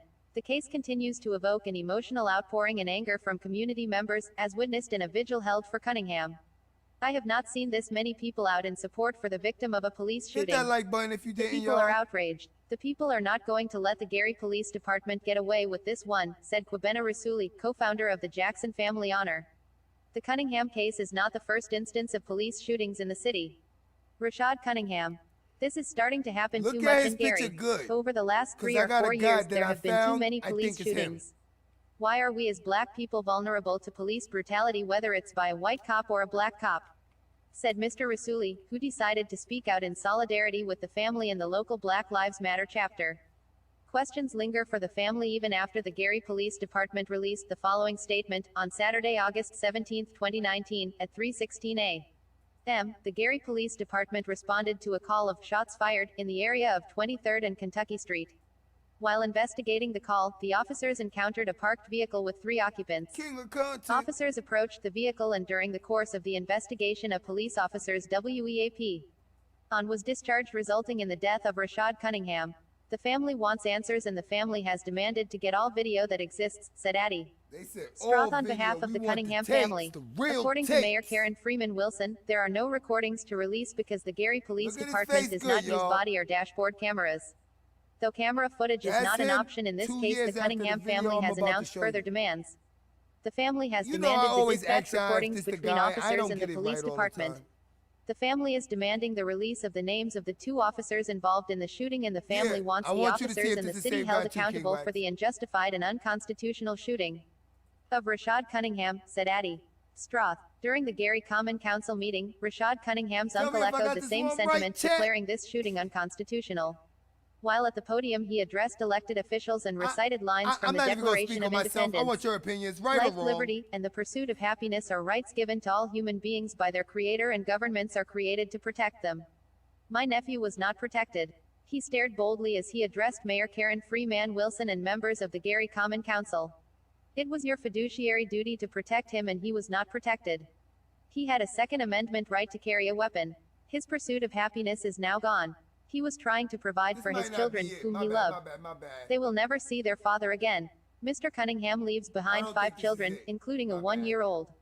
The August 20th meeting rang with cries of grief and discontent from the community, in what some describe as a wall of silence between the Gary Police Department and the community. We want swift answers. If the officer is found to be wrong, he needs to be brought to justice right away and made an example of.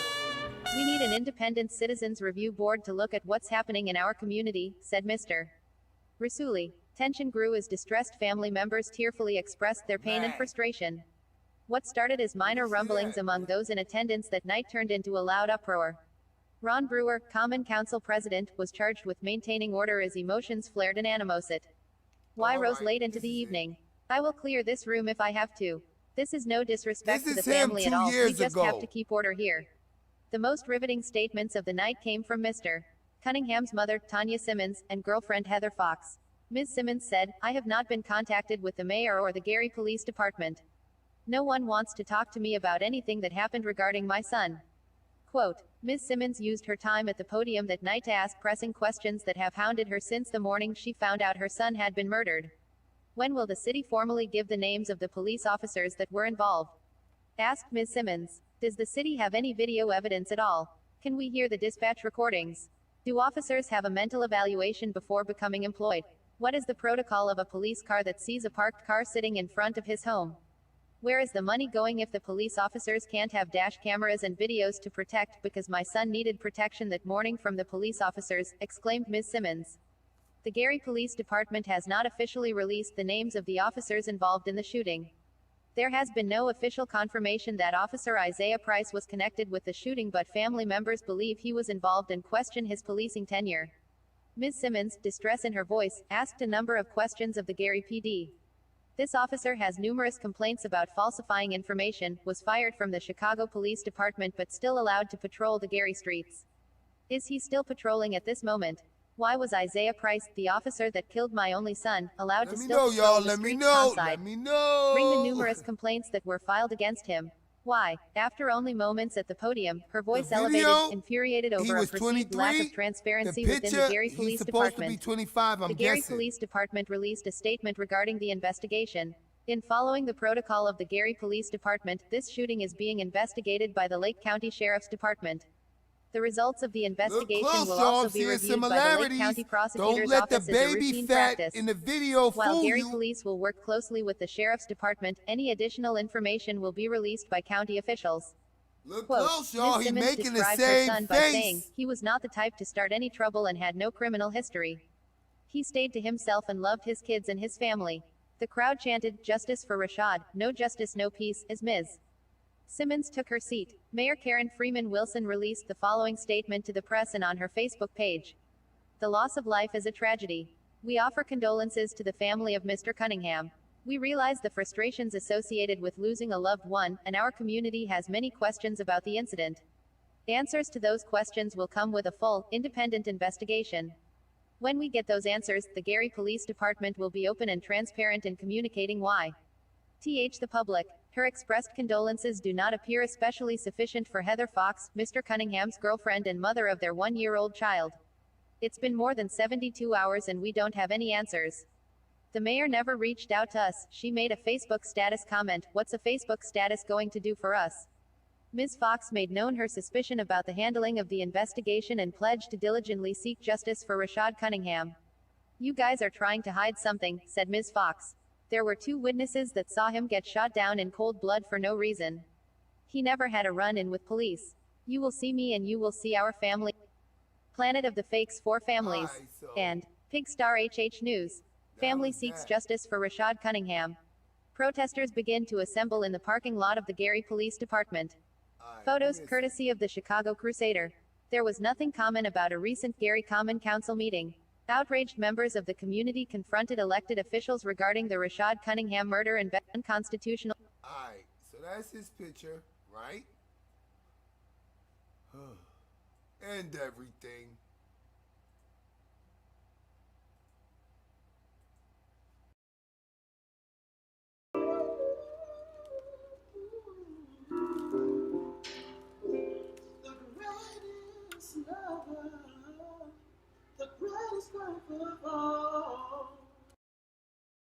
Man holding a weapon in his lap.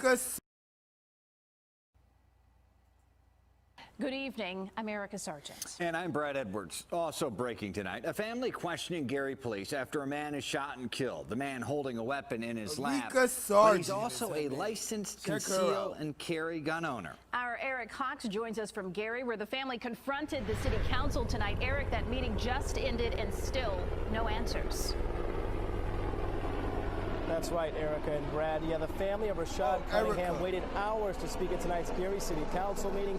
They came looking for answers, only to leave in anger. 4 rows of loved ones sitting together at Tuesday's Gary City Council meeting, seeking answers surrounding their loved one's death at the hands of police. After 2.5 hours of waiting, one of them finally got to touch the podium. My family has felt a bit disrespected. We've been here for quite some time, waiting to be heard. Ivan Simmons is Rashad Cunningham's uncle. Gary police say Cunningham was shot and killed while police were performing a traffic stop near East 23rd Avenue and Kentucky Street close to 3 a.m. Saturday. As they approached a parked car with a 25-year-old and 2 others inside, an officer's weapon went off, ending this father of 5's life. Gary PD declining to provide any more information, including the officer who fired the shot or if anyone's been placed on administrative leave. What I'm about to say, I said the same thing for Brandon from Memphis. They not giving black people no time to surrender. They see a black man, a gun, they just start shooting. The shit is wrong. It's totally fucking wrong. That's what I'm hearing from the story. I don't know about everybody else. I'm hearing they see a black man with a gun, they start shooting, and that's not the fucking case. People not getting concealed carries so police can see them with a fucking gun and get killed. Wall of silence. Police can still the same shit. Covered this situation. No time, not getting pointed at you, nothing. Black man gun shooting. Anyone. Police say Cunningham was holding a gun when the shooting happened. His family tells CBS 2 he has a concealed carry permit. Simmons getting a standing ovation during an emotional speech.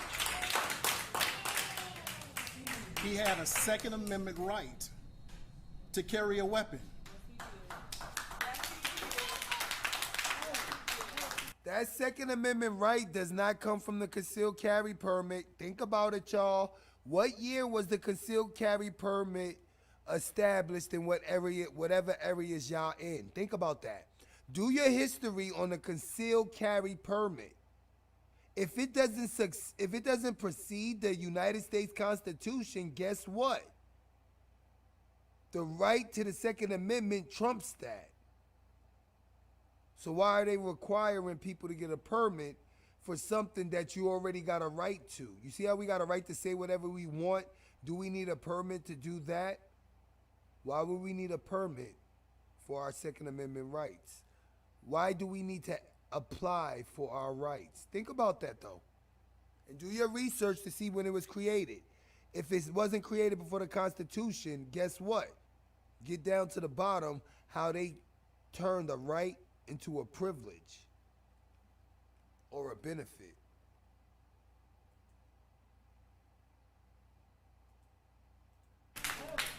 His pursuit of happiness is gone. He was trying to provide for his children, whom he loved. They would never see their father again.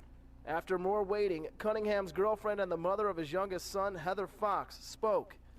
Plenty of anger pouring out after another night without answers. But y'all will see me again, and it's not over. No justice, no peace, period. Gary Police and the Lake County Sheriff's Department are working in tandem to conduct this death investigation. Meanwhile, Mayor Freeman Wilson telling tonight's crowd that she will push for an independent investigation when, quote, the time is right. I'm live in Gary tonight. Eric Cox, CBS 2 News. I'm so tired of this. They don't look at the citizens as people, man. You would not be making this many kills after kills. They're poorly trained. No one's supposed to be getting killed, period. That's not part of their fucking duty. And then to make up a story to justify it later, I'm sorry, it's not.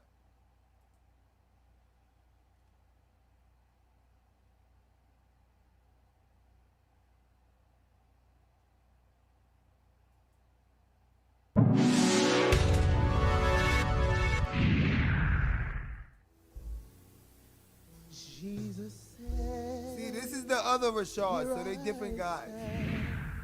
Won't you please? And you said, I don't get the same vibes from the guy.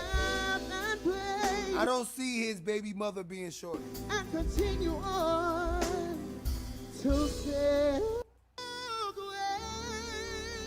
All right, so it's not the same guy. Investigation is underway after a deadly police shooting early this morning in Gary. CBS 2's Jeremy Ross is live at the scene tonight with more on how it all happened. Jeremy? And Jim, police telling us the shooting happening in this area right around 3 in the morning. Not a lot of details at this point in time, but this investigation is really just beginning. It's in the early stages. Now, the Gary Police Department issuing a statement, reading in part that everything began during a traffic stop early this morning. Cops saying that it was in the area of East 23rd Avenue and Kentucky Street where at least one officer used deadly force. The Lake County Coroner's Office telling us 25-year-old Rashad Cunningham died of gunshot wounds, adding he was pronounced dead around 4:30 in the morning. Gary police saying no officers were injured during this incident, but it is unclear what led to the police shooting or what prompted the original traffic stop. While not confirmed by police, one neighbor believes that there could have been an exchange of gunfire, saying part of his house was shot up. It make me want to move. Part of his house was shot up. Because I got 2 children, and there's bullet holes on the side, so I don't know where that came from. It makes me feel very scared because I have a 3-month-old baby, and the bullets could have went anywhere. Could have came over to our house, our neighbor's house. So it's just pretty dangerous, and I don't really feel safe in a neighborhood like that. The Gary Police Department telling us that this investigation is being taken up by the Lake County Sheriff's Department, and of course, this is ongoing. Live in Gary, Jeremy Ross, CBS 2 News. Jim. Jeremy, thank you.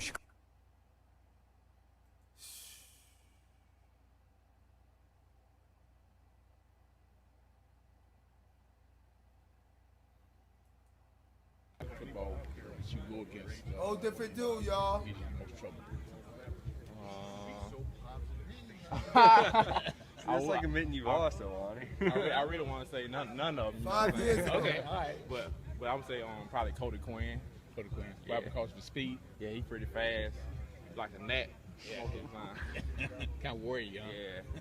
What's it like having competition? 5 years ago, he was 20. Come in and try to take some call from an older guy.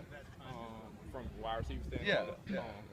I mean, I take it as it is, you know what I'm saying? I coach them up, you know what I'm saying? I take them under my wing, try to get them better each and every day because the better players we have, you know what I'm saying, the better we can have, a better record we can have, you know what I'm saying? We can be a better team. Competition brings out the best in everybody. That's pretty cool. Thanks. Let's see what they got in the description, y'all. Because that looked more like him. 5 years ago, Rashad Cunningham, oh, no.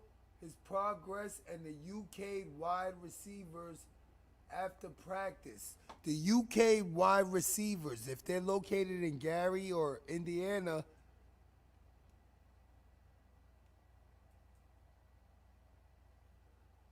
let me see something. The UK wide receivers.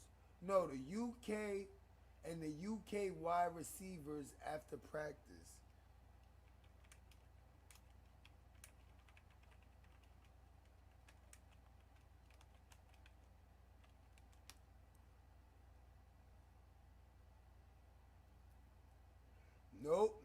Nope. Let me see. The UK wide. All right, let me just put the UK football team. Let me just put that, man. But putting UK, it's going to take us to United Kingdom,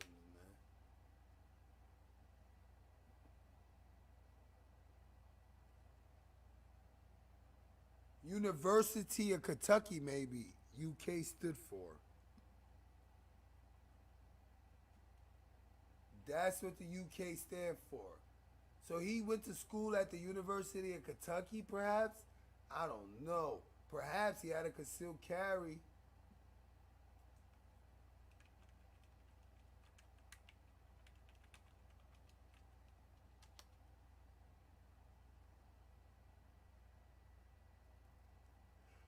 I'm just looking. Because if they doing interviews with him, they gotta have some highlights. Xavier, yup, at the UK Football Media Day. So, Rashad Cunningham, they got a Rashad Cunningham. in the UK. I'm sure they would have mentioned that because it looks pretty. That's college. That's college. So I'm sure they would have mentioned that, y'all. I'm sure they would have mentioned that if that was the same Rashad. But look how common the name is. You see how common that name is?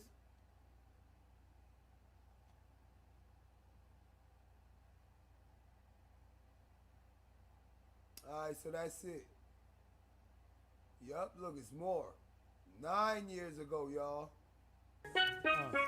F-I-F-T-Y-C-E-N-T-N-S-N-O-O-B. Yeah. Let me see something. I'm just looking.